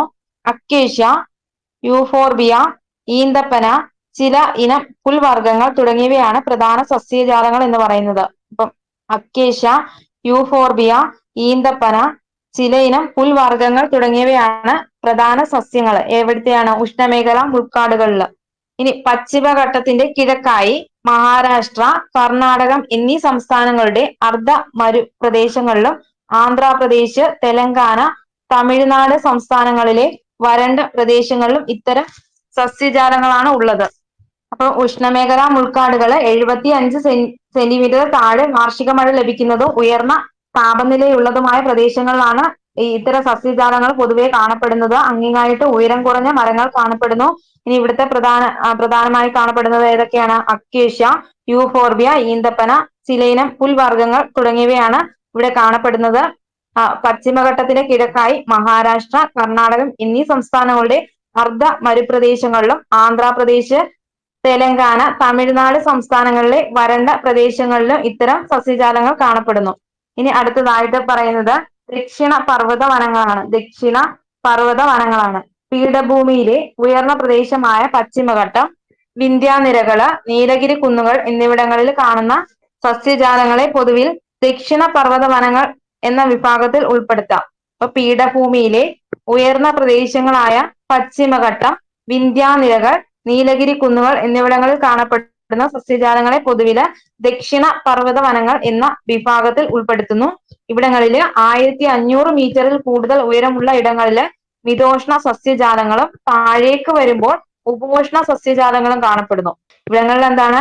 1500 മീറ്ററിൽ കൂടുതൽ ഉയരമുള്ള ഇടങ്ങളില് മിതോഷ്ണ സസ്യജാലങ്ങളും താഴേക്ക് വരുമ്പോൾ ഉപോഷ്ണ സസ്യജാലങ്ങളും കാണപ്പെടുന്നു. നീലഗിരി, പളനി, ആനമല നിരകളിലെ ഉപോഷ്ണ സസ്യജാലങ്ങളെ ചോലവനങ്ങൾ എന്ന് വിളിക്കുന്നു. അപ്പൊ എന്താണ്? നീലഗിരി, പളനി, ആനമല നിരകളിലെ ഉപോഷ്ണ സസ്യജാലങ്ങളെ ചോലവനങ്ങൾ എന്ന് വിളിക്കുന്നു. ഇനി ഉപദ്വീപീയ പീഠഭൂമിയിലെ മണ്ണിനങ്ങളെ കുറിച്ചാണ് നോക്കാൻ പോകുന്നത്. ഉപദ്വീപീയ പീഠഭൂമിയിൽ കാണപ്പെടുന്ന മണ്ണിനങ്ങളിൽ ഏറെയും തനതിടത്ത് രൂപപ്പെട്ടവയാണ്. ഇവിടെ കാണപ്പെടുന്ന മണ്ണിനങ്ങളെ കറുത്ത മണ്ണ്, ചെമ്മണ്ണ്, ലാറ്ററൈറ്റ് മണ്ണ്, പർവ്വത മണ്ണ് എന്നിങ്ങനെ തരംതിരിക്കാം. അപ്പൊ ഉപദ്വീപീയ പീഠഭൂമിയിൽ കാണപ്പെടുന്ന മണ്ണിനങ്ങൾ ഏറെയും തനതിടത്ത് രൂപപ്പെട്ടവയാണ്. ഇവിടെ കാണുന്ന മണ്ണിനങ്ങളെ കറുത്ത മണ്ണ്, ചെമ്മണ്ണ്, ലാറ്ററൈറ്റ് മണ്ണ്, പർവ്വത മണ്ണ് എന്നിങ്ങനെ തരംതിരിക്കാം. ഇനി അടുത്തയായിട്ട് നോക്കാൻ പോകുന്നത് തനതിട മണ്ണിനങ്ങളും വഹിച്ചുകൊണ്ട് വന്ന മണ്ണിനങ്ങളും ആണ് നോക്കാൻ പോകുന്നത്. തനതിട മണ്ണിനങ്ങളും വഹിച്ചുകൊണ്ടുവന്ന മണ്ണിനങ്ങളും ഓരോ പ്രദേശത്തുമുള്ള ശിലകളിൽ നിന്ന് രൂപപ്പെട്ട് അതത് ഇടങ്ങളിൽ തന്നെ നിലനിൽക്കുന്ന മണ്ണിനങ്ങളെ തനതിട മണ്ണിനങ്ങൾ എന്ന് അറിയപ്പെടുന്നു. ഓരോ പ്രദേശത്തുമുള്ള ശിലകളിൽ നിന്ന് രൂപപ്പെട്ട് അതത് ഇടങ്ങളിൽ തന്നെ നിലനിൽക്കുന്ന മണ്ണിനങ്ങളെ തനതിട മണ്ണിനങ്ങൾ എന്നറിയപ്പെടുന്നു. ഉദാഹരണം കറുത്ത മണ്ണ്. തനതിട മണ്ണിനത്തിന് ഉദാഹരണമാണ് കറുത്ത മണ്ണ്. എന്നാല് നദികളാലോ കാറ്റുകളിലൂടെയോ നീക്കം ചെയ്യപ്പെട്ട് മറ്റു പ്രദേശങ്ങളിൽ നിക്ഷേപിച്ച് കാണുന്ന മണ്ണിനങ്ങളെ വഹിച്ചു കൊണ്ടുവരുന്ന മണ്ണിനങ്ങൾ എന്ന് വിളിക്കുന്നു. എന്നാൽ നദികളാലോ കാറ്റിലൂടെയോ നീക്കം ചെയ്യപ്പെട്ട് മറ്റു പ്രദേശങ്ങളിൽ നിക്ഷേപിച്ച് കാണുന്ന മണ്ണിനങ്ങളെ വഹിച്ചു കൊണ്ടുവന്ന മണ്ണിനങ്ങൾ എന്ന് വിളിക്കുന്നു. ഉദാഹരണം എക്കൽ മണ്ണ്. എന്താണ് തനതിട മണ്ണിനങ്ങളും വഹിച്ചു കൊണ്ടുവരുന്ന മണ്ണിനങ്ങളുമാണ് പറഞ്ഞത്. ഓരോ പ്രദേശത്തുമുള്ള ശിലകളിൽ നിന്ന് രൂപപ്പെട്ട് അതത് ഇടങ്ങളിൽ തന്നെ നിലനിൽക്കുന്ന മണ്ണിനങ്ങളാണ് തനതിട മണ്ണിനങ്ങൾ എന്ന് അറിയപ്പെടുന്നത്. ഉദാഹരണം ചോദിച്ചാല് കറുത്ത മണ്ണ്. എന്നാല് നദികളാലോ കാറ്റിലൂടെയോ നീക്കം ചെയ്യപ്പെട്ട് മറ്റു പ്രദേശങ്ങളിൽ നിക്ഷേപിച്ച് കാണുന്ന മണ്ണിനങ്ങളെ വഹിച്ചു കൊണ്ടുവന്ന മണ്ണിനങ്ങൾ എന്ന് വിളിക്കുന്നു. ഉദാഹരണം എക്കൽ മണ്ണ്. ഇനി കറുത്ത മണ്ണ് അഥവാ ബ്ലാക്ക് സോയിൽ ആണ് നോക്കാൻ പോകുന്നത്. ഡെക്കാൻ പീഠഭൂമിയുടെ വടക്ക് പടിഞ്ഞാറ് ഭാഗം അതിവിശാലമായ ലാവ പീഠഭൂമിയാണ്. എന്താണ് ഡെക്കാൻ പീഠഭൂമിയുടെ വടക്ക് പടിഞ്ഞാറ് ഭാഗം അതിവിശാലമായ ലാവ പീഠഭൂമിയാണ്. ഈ പ്രദേശത്തെ ബസാൾട്ട് ലാവാശിലകൾക്ക് ദീർഘകാലത്തെ അപക്ഷയം സംഭവിച്ച് രൂപം കൊള്ളുന്നതാണ് കറുത്ത മണ്ണ്. അപ്പം ഈ പ്രദേശത്തെ ബസാൾട്ട് ലാവാശിലകൾക്ക് ദീർഘകാലത്തെ അപക്ഷയം സംഭവിച്ച് രൂപം കൊള്ളുന്നതാണ് കറുത്ത മണ്ണ്. മഹാരാഷ്ട്ര, മധ്യപ്രദേശ് എന്നീ സംസ്ഥാനങ്ങളിൽ പ്രധാനമായും കർണാടകം, തെലങ്കാന, ആന്ധ്രാപ്രദേശ്, ഗുജറാത്ത്, തമിഴ്നാട് എന്നീ സംസ്ഥാനങ്ങളില് ഭാഗികമായും കറുത്ത മണ്ണ് കാണപ്പെടുന്നു. അപ്പൊ മഹാരാഷ്ട്ര, മധ്യപ്രദേശ് എന്നീ സംസ്ഥാനങ്ങളിൽ പ്രധാനമായിട്ടും പിന്നെന്താണ് കർണാടകം, തെലങ്കാന, ആന്ധ്രാപ്രദേശ്, ഗുജറാത്ത്, തമിഴ്നാട് എന്നീ സംസ്ഥാനങ്ങളിൽ ഭാഗികമായിട്ട് കറുത്ത മണ്ണ് കാണപ്പെടുന്നു. ഇനി കറുത്ത മണ്ണിന്റെ മറ്റു പേരുകൾ എന്തൊക്കെയാണ്? കറുത്ത മണ്ണിനെ കുറിച്ചാണ് പറഞ്ഞത്. ഡെക്കാൻ പീഠഭൂമിയുടെ വടക്ക് പടിഞ്ഞാറ് ഭാഗം അതിവിശാലമായിട്ടുള്ള ലാവ പീഠഭൂമിയാണ്. ഈ പ്രദേശത്തെ ബസാൾട്ട് ലാവാശിലകൾക്ക് ദീർഘകാലത്തെ അപക്ഷയം സംഭവിച്ച് രൂപം കൊണ്ടതാണ് കറുത്ത മണ്ണെന്ന് പറയുന്നത്. മഹാരാഷ്ട്ര, മധ്യപ്രദേശ് എന്നീ സംസ്ഥാനങ്ങളില് പ്രധാനമായിട്ട് അവിടെ ധാരാളം കാണപ്പെടുന്നു. എന്നാൽ കർണാടക, തെലങ്കാന, ആന്ധ്രാപ്രദേശ്, ഗുജറാത്ത്, തമിഴ്നാട് എന്നീ സംസ്ഥാനങ്ങളിൽ ഭാഗികമായിട്ടും കാണപ്പെടുന്നു. കറുത്ത മണ്ണിന്റെ മറ്റു പേരെന്തൊക്കെയാണ്? ബ്ലാക്ക് സോയിൽ, മറ്റേ ചെർണോസം അങ്ങനെയൊക്കെ അറിയപ്പെടുന്നില്ലേ? ഇനി അടുത്തായിട്ട് നോക്കാൻ പോകുന്നത് ചെമ്മണ്ണാണ് കേട്ടോ. ചെമ്മണ്ണ് അഥവാ റെഡ് സോയിൽ. ഉപദ്വീപീയ പീഠഭൂമിയിലെ പ്രാചീന പരൽരൂപ കായാന്തരിത ശിലകൾക്ക് അപക്ഷയം സംഭവിച്ചുണ്ടാകുന്ന മണ്ണാണ് ചെമ്മണ്ണ്. അപ്പം ഉപദ്വീപീയ പീഠഭൂമിയിലെ പ്രാചീന പരൽരൂപ കായാന്തരിത ശിലകൾക്ക് അപക്ഷയം സംഭവിച്ചുണ്ടാകുന്ന മണ്ണാണ് ചെമ്മണ്ണ്. പൊതുവെ ചെമ്മണ്ണ് എന്ന് വിളിക്കാമെങ്കിലും ചിലയിടങ്ങളില് ഇത് തവിട്ട്, ചാരം, മഞ്ഞ തുടങ്ങിയ നിറങ്ങളിലാണ് കാണപ്പെടുന്നത്. പൊതുവെ ഇതിനെ ചെമ്മണ്ണ് എന്ന് വിളിക്കാമെങ്കിലും ചിലയിടങ്ങളിൽ ഇത് തവിട്ട്, ചാരം, മഞ്ഞ തുടങ്ങിയ നിറങ്ങളിലാണ് കാണപ്പെടുന്നത്. ഈ മണ്ണിന്റെ വലിയ തോതിൽ അടങ്ങിയിട്ടുള്ള എന്തിന്റെ സാന്നിധ്യം? ഇരുമ്പിന്റെ സാന്നിധ്യമാണ് ചുവപ്പ് നിറത്തിന് പ്രധാനമായിട്ടുള്ള കാരണം. ഈ മണ്ണില് വലിയ തോതിൽ അടങ്ങിയിട്ടുള്ള ഇരുമ്പിന്റെ സാന്നിധ്യമാണ് ചുവപ്പ് നിറത്തിന് കാരണം.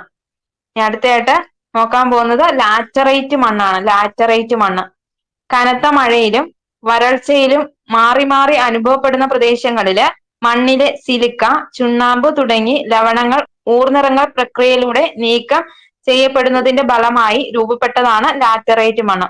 എന്താണ്? കനത്ത മഴയും വരൾച്ചയും മാറി മാറി അനുഭവപ്പെടുന്ന പ്രദേശങ്ങളില് മണ്ണിലെ സിലിക്ക, ചുണ്ണാമ്പ് തുടങ്ങിയ ലവണങ്ങള് ഊർനിറങ്ങൾ പ്രക്രിയയിലൂടെ നീക്കം ചെയ്യപ്പെടുന്നതിന്റെ ഫലമായി രൂപപ്പെട്ടതാണ് ലാറ്ററൈറ്റ് മണ്ണ്. ഇനി പീഠഭൂമിയില് പശ്ചിമഘട്ടം, പൂർവഘട്ടം, രാജ്മഹൽ കുന്നുകള്, വിന്ധ്യ, സത്പുര പർവ്വതങ്ങൾ, മാൾവ പീഠഭൂമി തുടങ്ങിയ പ്രദേശങ്ങളിലാണ് മുഖ്യമായിട്ട് ലാറ്ററൈറ്റ് മണ്ണ് കാണപ്പെടുന്നത്. അപ്പൊ എന്താണ്? പീഠഭൂമിയില് പശ്ചിമഘട്ടം, പൂർവഘട്ടം, രാജ്മഹൽ കുന്നുകള്, വിന്ധ്യ, സത്പുര പർവ്വതങ്ങൾ, മാൾവ പീഠഭൂമി തുടങ്ങിയ പ്രദേശങ്ങളിലാണ് മുഖ്യമായിട്ടും ലാറ്ററൈറ്റ് മണ്ണ് കാണപ്പെടുന്നത്. പൊതുവെ ഫലഭൂഷ്ടി കുറഞ്ഞ ഈ മണ്ണിന് കൃഷിയോഗ്യമല്ലെങ്കിലും വളപ്രയോഗത്തിലൂടെ തേയില, കാപ്പി, റബ്ബർ, അടയ്ക്ക തുടങ്ങിയ തോട്ടവിള കൃഷികൾക്കായി വൻതോതിൽ പ്രയോജനപ്പെടുത്തുന്നു. ഇനി അടുത്തതായിട്ട് നോക്കാൻ പോകുന്നത് പർവ്വത മണ്ണാണ്. പർവ്വത മണ്ണ് ദക്ഷിണേന്ത്യയില് പർവ്വത മണ്ണ് കാണപ്പെടുന്നത് പശ്ചിമഘട്ട, പൂർവഘട്ട മലനിരയിലാണ്. അപ്പൊ ദക്ഷിണേന്ത്യയില് പർവ്വത മണ്ണ് കാണപ്പെടുന്നത് പശ്ചിമഘട്ട, പൂർവഘട്ട മലനിരകളിലാണ്. കർണാടകം, തമിഴ്നാട്, കേരളം എന്നീ സംസ്ഥാനങ്ങളില് തോട്ടവിളകൾക്ക് പ്രത്യേകിച്ച് തേയില, കാപ്പി, സുഗന്ധദ്രവ്യങ്ങള്, ഉഷ്ണമേഖല പഴവർഗ്ഗങ്ങൾ എന്നിവയുടെ കൃഷിക്ക് പർവ്വത മണ്ണ് അനുയോജ്യമാണ്. ദക്ഷിണേന്ത്യയിൽ പർവ്വത മണ്ണ് കാണപ്പെടുന്നത് എവിടേക്കാണ്? പശ്ചിമഘട്ട, പൂർവഘട്ട മലനിരകളിലാണ്. തമിഴ്നാട്, കർണാടകം, കേരളം എന്നീ സംസ്ഥാനങ്ങളില് തോട്ടവിളകൾക്ക് പ്രത്യേകിച്ച് തേയില, കാപ്പി, സുഗന്ധദ്രവ്യങ്ങള്, ഉഷ്ണമേഖല പഴവർഗ്ഗങ്ങൾ എന്നിവയുടെ കൃഷിക്ക് അനുയോജ്യമായ മണ്ണ് ഏതാണെന്ന് വെച്ചാൽ അത് പർവ്വത മണ്ണാണ്. ഇനി ഉപദ്വീപീയ പീഠഭൂമിയിലെ കൃഷിയാണ് നോക്കാൻ പോകുന്നത്. സമതല പ്രദേശങ്ങളെ അപേക്ഷിച്ച് പീഠഭൂമി പ്രദേശങ്ങൾ പൊതുവെ കൃഷിയോഗ്യമല്ലെങ്കിലും നെല്ല്, ഗോതമ്പ്, പരുത്തി, കരിമ്പ്, പുകയില തുടങ്ങിയ വിളകളും തോട്ടവിളകളായ കാപ്പി, തേയില തുടങ്ങിയവയും ഉപദ്വീപീയ പീഠഭൂമിയുടെ വിവിധ ഭാഗങ്ങളിൽ കൃഷി ചെയ്യുന്നു. അപ്പൊ സമതല പ്രദേശങ്ങളെ അപേക്ഷിച്ച് പീഠഭൂമി പ്രദേശങ്ങൾ പൊതുവെ എന്താണ്? കൃഷിയോഗ്യമല്ല. നെല്ല്, ഗോതമ്പ്, പരുത്തി, കരിമ്പ്, പുകയില തുടങ്ങിയ വിളകളും തോട്ടവിളകളായിട്ടുള്ള കാപ്പി, തേയില തുടങ്ങിയവയും ഉപദ്വീപീയ പീഠഭൂമിയുടെ വിവിധ ഭാഗങ്ങളിൽ കൃഷി ചെയ്യുന്നു. നിമ്നോന്നമായ ഭൂപ്രകൃതി, നീരൊഴുക്കൽ, കാർന്നെടുക്കുന്ന മേൽമണ്ണ്, ചെങ്കുത്തായ ചരിവുകൾ, മേൽമണ്ണിന്റെ കനക്കുറവ്, അനാവൃത ശിലകൾ, ഇടയ്ക്കിടെയുള്ള കുന്നുകൾ തുടങ്ങിയ കാരണങ്ങളാൽ ചിലയിടങ്ങളിൽ മാത്രമേ കൃഷി സാധ്യമാകുന്നുള്ളൂ. പശ്ചിമഘട്ട നിരയില് തോട്ടവിളകൾക്കാണ് പ്രാമുഖ്യം. അപ്പം പശ്ചിമഘട്ട മലനിരകളില് തോട്ടവിളയ്ക്കാണ് പ്രാമുഖ്യം. നീലഗിരി മേഖലയില് തേയില, കാപ്പി തുടങ്ങിയവയുടെ തോട്ടങ്ങൾ വ്യാപകമാണ്. നീലഗിരി മേഖലയില് തേയില, കാപ്പി തുടങ്ങിയവയുടെ തോട്ടങ്ങൾ വ്യാപകമാണ്. എന്നാല് മലഞ്ചെരിവുകളില് തട്ടുകളാക്കി നെൽകൃഷി അടക്കം ഇവിടെ സാധ്യമാകുന്നുണ്ട്. എന്താണ്? പശ്ചിമഘട്ട നിരയിലെ തോട്ടവിളകൾക്കാണ് പ്രാമുഖ്യം. നീലഗിരി മേഖലയില് തേയില, കാപ്പി തുടങ്ങിയവയുടെ തോട്ടങ്ങൾ വ്യാപകമാണ്. എന്നാല് മലഞ്ചെരിവുകളില് തട്ടുകളാക്കി നെൽകൃഷികൾ അടക്കം കൃഷി ചെയ്യുന്നുണ്ട്. അടുത്തായിട്ട് നോക്കാൻ പോകുന്നത് കാപ്പിയെ കുറിച്ചാണ് കേട്ടോ. കാപ്പി. കർണാടകമാണ് ഇന്ത്യയിലെ കാപ്പി ഉൽപാദനത്തിൽ ഒന്നാം സ്ഥാനത്തുള്ള സംസ്ഥാനം. കാപ്പി കൃഷിയുടെ ഏകദേശം 59% കാപ്പി ഉൽപാദനത്തിന്റെ ഏകദേശം 71% കർണാടകത്തിൽ നിന്നാണ്. അപ്പൊ എന്താണ്? കാപ്പി കൃഷിയുടെ ഏകദേശം 59% കാപ്പി ഉൽപാദനത്തിന്റെ ഏകദേശം 71% കർണാടകത്തിൽ നിന്നാണ്. ഉൽപാദനത്തിൽ ഏകദേശം 22% കേരളമാണ് രണ്ടാം സ്ഥാനത്ത്. അപ്പൊ കാപ്പി ഉൽപാദനത്തിൽ രണ്ടാം സ്ഥാനം എവിടെയാണ്? കേരളമാണ്. അറബിക്ക, റോബസ്റ്റ എന്നീ ഇനങ്ങളിലുള്ള മുന്തിയ ഇനം കാപ്പി ഇനങ്ങളാണ് മുഖ്യമായിട്ടും കൃഷി ചെയ്യുന്നത്. അപ്പൊ അറബിക്ക, റോബസ്റ്റ ഇവയ്ക്ക് എന്താണ്? മുന്തിയ ഇനം കാപ്പി ഇനങ്ങളാണ്. അപ്പൊ കർണാടകമാണ് ഒന്നാം സ്ഥാനം. കാപ്പി ഉൽപാദനത്തിൽ ഒന്നാം സ്ഥാനം കർണാടകയ്ക്കാണ്. കാപ്പി കൃഷിയുടെ ഏകദേശം 59%, ഇനി കാപ്പി ഉൽപാദനത്തിന്റെ ഏകദേശം 71% കർണാടകത്തിലാണ്. ഉൽപാദനത്തിൽ ഏകദേശം 22%മായി കേരളം. കേരളത്തിലെ ശതമാനം ചോദിച്ചാൽ അത് 22% ആണ് കേട്ടോ. രണ്ടാം സ്ഥാനത്ത് 22. അറബിക്ക, റോബസ്റ്റ എന്നിവ മുന്തിയ കാപ്പി ഇനങ്ങളാണ്. അടുത്തതായിട്ട് നോക്കാൻ പോകുന്നത് തേയില. പീഠഭൂമിയില് തേയില കൃഷി പ്രധാനമായും തമിഴ്നാട്, കർണാടകം, കേരളം എന്നീ സംസ്ഥാനങ്ങളിലായിട്ട് വ്യാപിച്ചു കിടക്കുന്ന നീലഗിരി കുന്നുകളിലും പശ്ചിമഘട്ട മലനിരയിലുമാണ്. അപ്പൊ പീഠഭൂമിയില് തേയില കൃഷി പ്രധാനമായും തമിഴ്നാട്, കർണാടകം, കേരളം എന്നീ സംസ്ഥാനങ്ങളിലായി വ്യാപിച്ചു കിടക്കുന്ന നീലഗിരി കുന്നുകളിലും പശ്ചിമഘട്ട മലനിരയിലുമാണ്. ഇന്ത്യയിലെ ആകെ ഉൽപാദനത്തിന്റെ 25% തോട്ട വിസ്തൃതിയുടെ 44% ഈ മേഖലയിലാണ്. അപ്പൊ ഇന്ത്യയിലെ ആകെ ഉൽപാദനത്തിന്റെ 25% തോട്ട വിസ്തൃതിയുടെ 44% ഈ മേഖലയിലാണ് സ്ഥിതി ചെയ്യുന്നത്. ധാരാളം തൊഴിലാളികൾ ആവശ്യമായതിനാല് തേയിലത്തോട്ടങ്ങളുടെ അനുബന്ധ വ്യവസായങ്ങളുമായി അനവധി തൊഴിലവസരങ്ങൾ ലഭ്യമാകുന്നു. ധാരാളം തൊഴിലാളികൾ ആവശ്യമായതിനാൽ തേയിലത്തോട്ടങ്ങളിലും അനുബന്ധ വ്യവസായത്തിലുമായിട്ട് അനവധി തൊഴിലവസരങ്ങൾ ലഭ്യമാകുന്നു. ഇനി ചരിത്രം കുറിച്ച 7 കാപ്പിക്കുരുക്കൾ. 17-ാം നൂറ്റാണ്ടിന്റെ അവസാനത്തോടെയാണ് ഇന്ത്യയിൽ കാപ്പി കൃഷി ആരംഭിച്ചത്. അപ്പം 17-ാം നൂറ്റാണ്ടിന്റെ അവസാനത്തോടെയാണ് ഇന്ത്യയിൽ കാപ്പി കൃഷി ആരംഭിച്ചത്. മുസ്ലിം പുരോഹിതനായിരുന്ന ബാബു ബുദാനാണ് അറേബ്യയിൽ നിന്ന് 7 കാപ്പിക്കുരുക്കൾ ഇന്ത്യയിൽ എത്തിച്ച് കർണാടകത്തിലെ ചിക്കമംഗളൂരുവിലെ മലയോരത്ത് കാപ്പി കൃഷിക്ക് തുടക്കം കുറിച്ചത്. അപ്പൊ മുസ്ലിം പുരോഹിതനായിരുന്ന ബാബു ബുദാനാണ് അറേബ്യയിൽ നിന്ന് 7 കാപ്പിക്കുരുക്കൾ ഇന്ത്യയിൽ എത്തിച്ച് കർണാടകത്തിലെ ചിക്കമംഗളൂരുവിലെ മലയോരത്ത് കാപ്പി കൃഷിക്ക് തുടക്കം കുറിക്കുന്നത്. ഇന്ത്യൻ കാപ്പിയുടെ ജന്മദേശമായ ഈ പ്രദേശം ബാബു ബുദാൻ കുന്നുകൾ എന്നറിയപ്പെടുന്നു. ബ്രിട്ടീഷ് ഭരണകാലത്തും തുടർന്നും കാപ്പിത്തോട്ടങ്ങൾക്കും കാപ്പി വ്യവസായവും കൂടുതൽ വികസിച്ചു. ബ്രിട്ടീഷ് ഭരണകാലത്തും തുടർന്നും കാപ്പിത്തോട്ടങ്ങളും കാപ്പി വ്യവസായങ്ങളും കൂടുതൽ വികസിച്ചു. അപ്പൊ എത്രാമത്തെ നൂറ്റാണ്ടിലാണെന്ന് വെച്ചാൽ 17-ാം നൂറ്റാണ്ടിന്റെ അവസാനത്തോടെയാണ് ഇന്ത്യയിൽ കാപ്പി കൃഷി ആരംഭിക്കുന്നത്. മുസ്ലിം പുരോഹിതനായിട്ടുള്ള ബാബു ബുദാനാണ് അറേബ്യയിൽ നിന്ന് 7 കാപ്പിക്കുരുകൾ ഇന്ത്യയിൽ എത്തിച്ച് കർണാടകത്തിലെ ചിക്കമംഗളൂരുവിലെ മലയോരത്ത് കാപ്പി കൃഷിക്ക് തുടക്കം കുറിക്കുന്നു. ഇന്ത്യൻ കാപ്പിയുടെ ജന്മദേശമായ ഈ പ്രദേശം ബാബു ബുദാൻ കുന്നുകൾ എന്ന് അറിയപ്പെടുന്നു. അടുത്തായിട്ട് നോക്കാൻ പോകുന്നത് കരിമ്പാണ്. ഉത്തരേന്ത്യ സമതലങ്ങളിൽ ആണ് കൂടുതലായിട്ട് കരിമ്പ് കൃഷി ഉള്ളതെങ്കിലും കരിമ്പ് കൃഷിക്ക് ഏറ്റവും അനുകൂലമായ കാലാവസ്ഥ ഒരുക്കുന്നത് ഡെക്കാൻ പീഠഭൂമി പ്രദേശമാണ്. അപ്പൊ എന്താണ്, ഉത്തരേന്ത്യ സമതലങ്ങളിലാണ് കൂടുതലായും കരിമ്പ് കൃഷി ഉള്ളതെങ്കിലും കരിമ്പ് കൃഷിക്ക് ഏറ്റവും അനുകൂലമായ കാലാവസ്ഥ ഒരുക്കുന്നത് ഡെക്കാൻ പീഠഭൂമി പ്രദേശമാണ്. ഇവിടുത്തെ അനുകൂല കാലാവസ്ഥ ഏതൊക്കെയാണെന്ന് നോക്കാം. ഡെക്കാൻ പീഠഭൂമിയിലെ കറുത്ത ലാവാ മണ്ണ്, ഉഷ്ണമേഖല കാലാവസ്ഥയും ദീർഘമായ വിളവെടുപ്പ് കാലവും, ഉഷ്ണമേഖലയിൽ വിളയുന്ന കരിമ്പിലെ താരതമ്യേന ഉയർന്ന അളവിലുള്ള സൂക്രോസ് അംശം. അപ്പം ഡെക്കാൻ പീഠഭൂമി പ്രദേശത്ത് കരിമ്പ് കൃഷി ചെയ്യുന്നതിന്റെ പ്രത്യേകത എന്തൊക്കെയാണ്? അവിടുത്തെ ഡെക്കാൻ പീഠഭൂമിയിലെ കറുത്ത ലാവാ മണ്ണ്, ഉഷ്ണമേഖല കാലാവസ്ഥയും ദീർഘമായ വിളവെടുപ്പ് കാലവും, ഉഷ്ണമേഖലയിൽ വിളയുന്ന കരിമ്പിലെ താരതമ്യേന ഉയർന്ന അളവിലുള്ള സൂക്രോസ് അംശം. അടുത്തതായിട്ട് നോക്കാൻ പോകുന്നത് പരുത്തിയാണ്. പരുത്തി ഒരു ഖാരിഫ് വിളയാണെങ്കിലും ഉപദ്വീപീയ ഇന്ത്യയില് ഒക്ടോബർ മാസത്തോടെ കൃഷി ആരംഭിച്ച് ജനുവരി മുതൽ മെയ് വരെ മാസങ്ങളിലായി വിളവെടുപ്പ് നടത്തുന്നു. പരുത്തി എന്ന് പറയുന്നത് ഒരു ഖാരിഫ് വിളയാണ്. പരുത്തി ഒരു ഖാരിഫ് വിളയാണ്. ഉപദ്വീപീയ ഇന്ത്യയില് ഒക്ടോബർ മാസത്തോടെ കൃഷി ആരംഭിച്ച് ജനുവരി മുതൽ മെയ് വരെ മാസങ്ങളിലായി വിളവെടുപ്പ് നടത്തുന്നു. ഏത്? പരുത്തി. കാരണം എന്താണ്? വളർച്ചയുടെ 7 മാസത്തോളം മഞ്ഞുരുകാൻ പാടില്ല. 21 ഡിഗ്രി മുതൽ 30 ഡിഗ്രി സെൽഷ്യസ് വരെ താപനിലയും 50 സെന്റിമീറ്റർ മുതൽ 100 സെന്റിമീറ്റർ വരെ വാർഷിക വർഷപാതവും പരുത്തി കൃഷിക്ക് ആവശ്യമാണ്. അപ്പൊ എന്താണ്?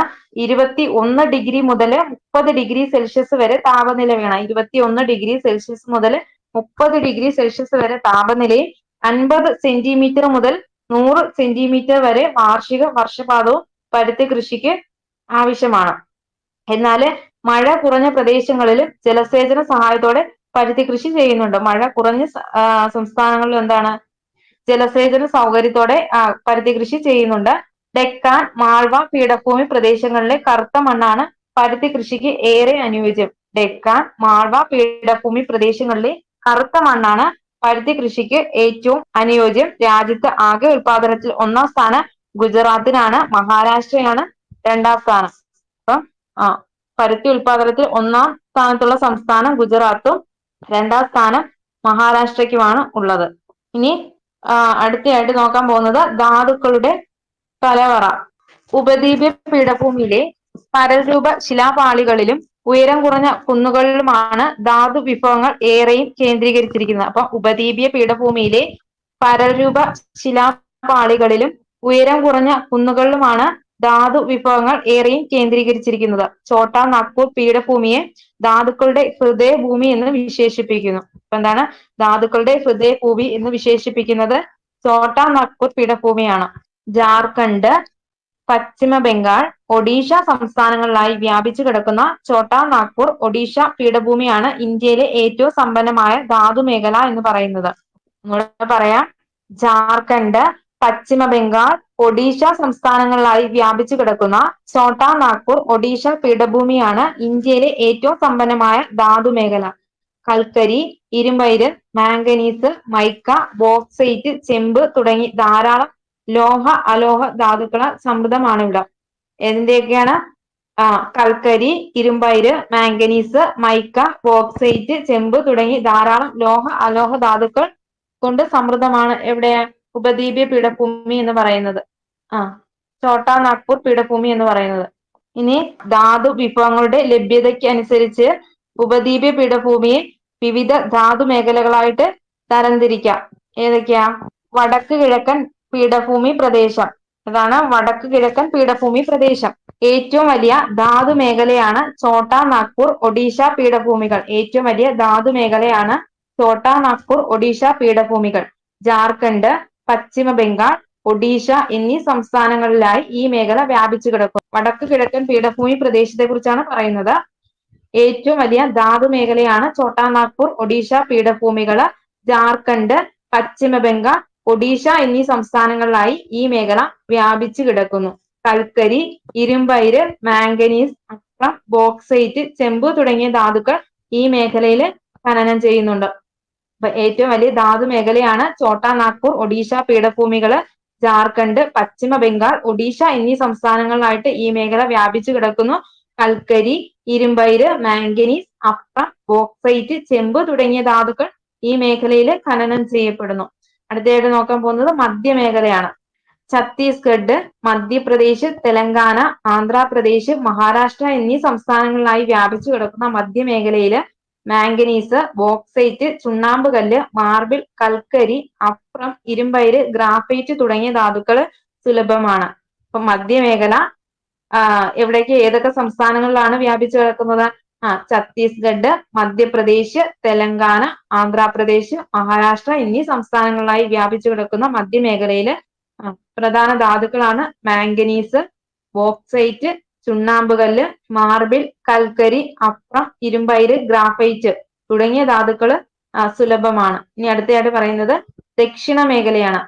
ദക്ഷിണ മേഖല കർണാടക പീഠഭൂമിയും അതിനോട് ചേർന്ന സ്ഥിതി ചെയ്യുന്ന തമിഴ്നാടിന്റെ ഭാഗങ്ങൾ ഉൾപ്പെട്ട ഈ മേഖലയില് ഇരുമ്പയിര്, ബോക്സൈറ്റ്, ലിഗ്നൈറ്റ് തുടങ്ങിയ ധാതുക്കൾ കാണപ്പെടുന്നു. കർണാടക പീഠഭൂമിയും അതിനോട് ചേർന്ന് സ്ഥിതി ചെയ്യുന്ന തമിഴ്നാടിന്റെ ഭാഗങ്ങളും ഉൾപ്പെട്ട ഈ മേഖലയിൽ എന്താണ്? ഇരുമ്പയിര്, ബോക്സൈറ്റ്, ലിഗ്നൈറ്റ് തുടങ്ങിയ ധാതുക്കൾ കാണപ്പെടുന്നത്. ഏത്? ദക്ഷിണ മേഖലയില്. ഇനി അടുത്തതായിട്ട് പറയുന്നത് തെക്ക് പടിഞ്ഞാറൻ മേഖലയാണ്. തെക്ക് പടിഞ്ഞാറൻ മേഖല പടിഞ്ഞാറൻ കർണാടകവും ഗോവയും ചേർന്ന ഈ മേഖലയില് ഇരുമ്പയിര്, കളിമണ്ണ് തുടങ്ങിയവ ധാരാളമായിട്ട് കാണപ്പെടുന്നു. തെക്ക് പടിഞ്ഞാറൻ മേഖലയാണ്. പടിഞ്ഞാറൻ കർണാടകവും ഗോവയും ചേർന്ന ഈ മേഖലയില് ഇരുമ്പയിര്, കളിമണ്ണ് തുടങ്ങിയവ ധാരാളമായിട്ട് കാണപ്പെടുന്നു. ഇനി അടുത്തതായിട്ട് പറയുന്നത് വടക്ക് പടിഞ്ഞാറൻ മേഖലയാണ്. വടക്ക് പടിഞ്ഞാറൻ മേഖല രാജസ്ഥാനിലെ അരാവലി നിരയും അതിനോട് ചേർന്ന് സ്ഥിതി ചെയ്യുന്ന ഗുജറാത്തിലെ ഭാഗങ്ങളും ചെമ്പ്, ഈയം, സിങ്ക്, യുറേനിയം, മൈക്ക തുടങ്ങിയവയിൽ സമ്പന്നമാണ്. വടക്ക് പടിഞ്ഞാറൻ മേഖല എന്താണ്? രാജസ്ഥാനിലെ അരാവലി നിരയും അതിനോട് ചേർന്ന് സ്ഥിതി ചെയ്യുന്ന ഗുജറാത്തിന്റെ ഭാഗങ്ങളും ചെമ്പ്, ഈയം, സിങ്ക്, യുറേനിയം, മൈക്ക തുടങ്ങിയവയിൽ സമ്പന്നമാണ്. അപ്പം ധാതു വിഭവങ്ങളുടെ ലഭ്യതയ്ക്ക് അനുസരിച്ച് ഉപദ്വീപീയ പീഠഭൂമിയെ 5ആയിട്ട് തരംതിരിക്കുന്നു. ഏതൊക്കെയാണ്? വടക്ക് കിഴക്കൻ പീഠഭൂമി പ്രദേശം, മധ്യമേഖല, ദക്ഷിണ മേഖല, തെക്ക് പടിഞ്ഞാറൻ മേഖല, വടക്ക് പടിഞ്ഞാറൻ മേഖല. വടക്കു കിഴക്കൻ പീഠഭൂമി പ്രദേശം, മധ്യമേഖല, ദക്ഷിണ മേഖല, തെക്ക് പടിഞ്ഞാറൻ മേഖല, വടക്ക് പടിഞ്ഞാറൻ മേഖല. ഇനി ഉപദ്വീപീയ പീഠഭൂമിയിലെ ജനജീവിതമാണ് നോക്കുന്നത്.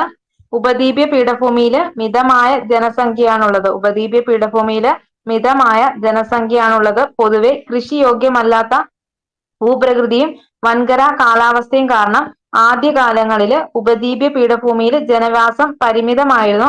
പിൽക്കാലത്ത് ധാതു ഖനന പ്രവർത്തനങ്ങൾ ആരംഭിച്ചതും റോഡ്, റെയിൽ ഗതാഗത മാർഗങ്ങൾ വികസിച്ചതും ധാതു അധിഷ്ഠിത വ്യവസായങ്ങളുടെ ആവിർഭാവവും ജനങ്ങളെ പീഠഭൂമിയിലേക്ക് അടുപ്പിച്ചു. കൂടാതെ ജലസേചനവും സാങ്കേതിക സാധ്യതകളും മുൻനിർത്തിയുള്ള വാണിജ്യ കൃഷി സാധ്യതകളും ഇവിടെ ജനവാസം ഉയരുന്നതിന് കാരണമായി. ഉപദ്വീപീയ പീഠഭൂമിയില് മിതമായ ജനസംഖ്യയാണുള്ളത്. പൊതുവെ കൃഷിയോഗ്യമല്ലാത്ത ഭൂപ്രകൃതിയും വൻകര കാലാവസ്ഥയും കാരണം ആദ്യകാലങ്ങളില് ഉപദ്വീപീയ പീഠഭൂമിയിൽ ജനവാസം പരിമിതമായിരുന്നു. പിൽക്കാലത്ത് എന്താണ് ധാതു ഖനന പ്രവർത്തനങ്ങൾ ആരംഭിച്ചതും റോഡ്, റെയിൽ ഗതാഗത മാർഗങ്ങൾ വികസിച്ചതും ധാതു അധിഷ്ഠിത വ്യവസായങ്ങളുടെ ആവിർഭാവവും ജനങ്ങളെ പീഠഭൂമിയിലേക്ക് അടുപ്പിച്ചു. കൂടാതെ ജലസേചനവും സാങ്കേതിക സാധ്യതകളും മുൻനിർത്തിയുള്ള വാണിജ്യ കൃഷി സാധ്യതകളും ഇവിടെ ജനസംഖ്യ ഉയരുന്നതായിട്ട് കാരണമായി. അങ്ങനെ നമ്മള് ചാപ്റ്റർ കംപ്ലീറ്റ് ആക്കി.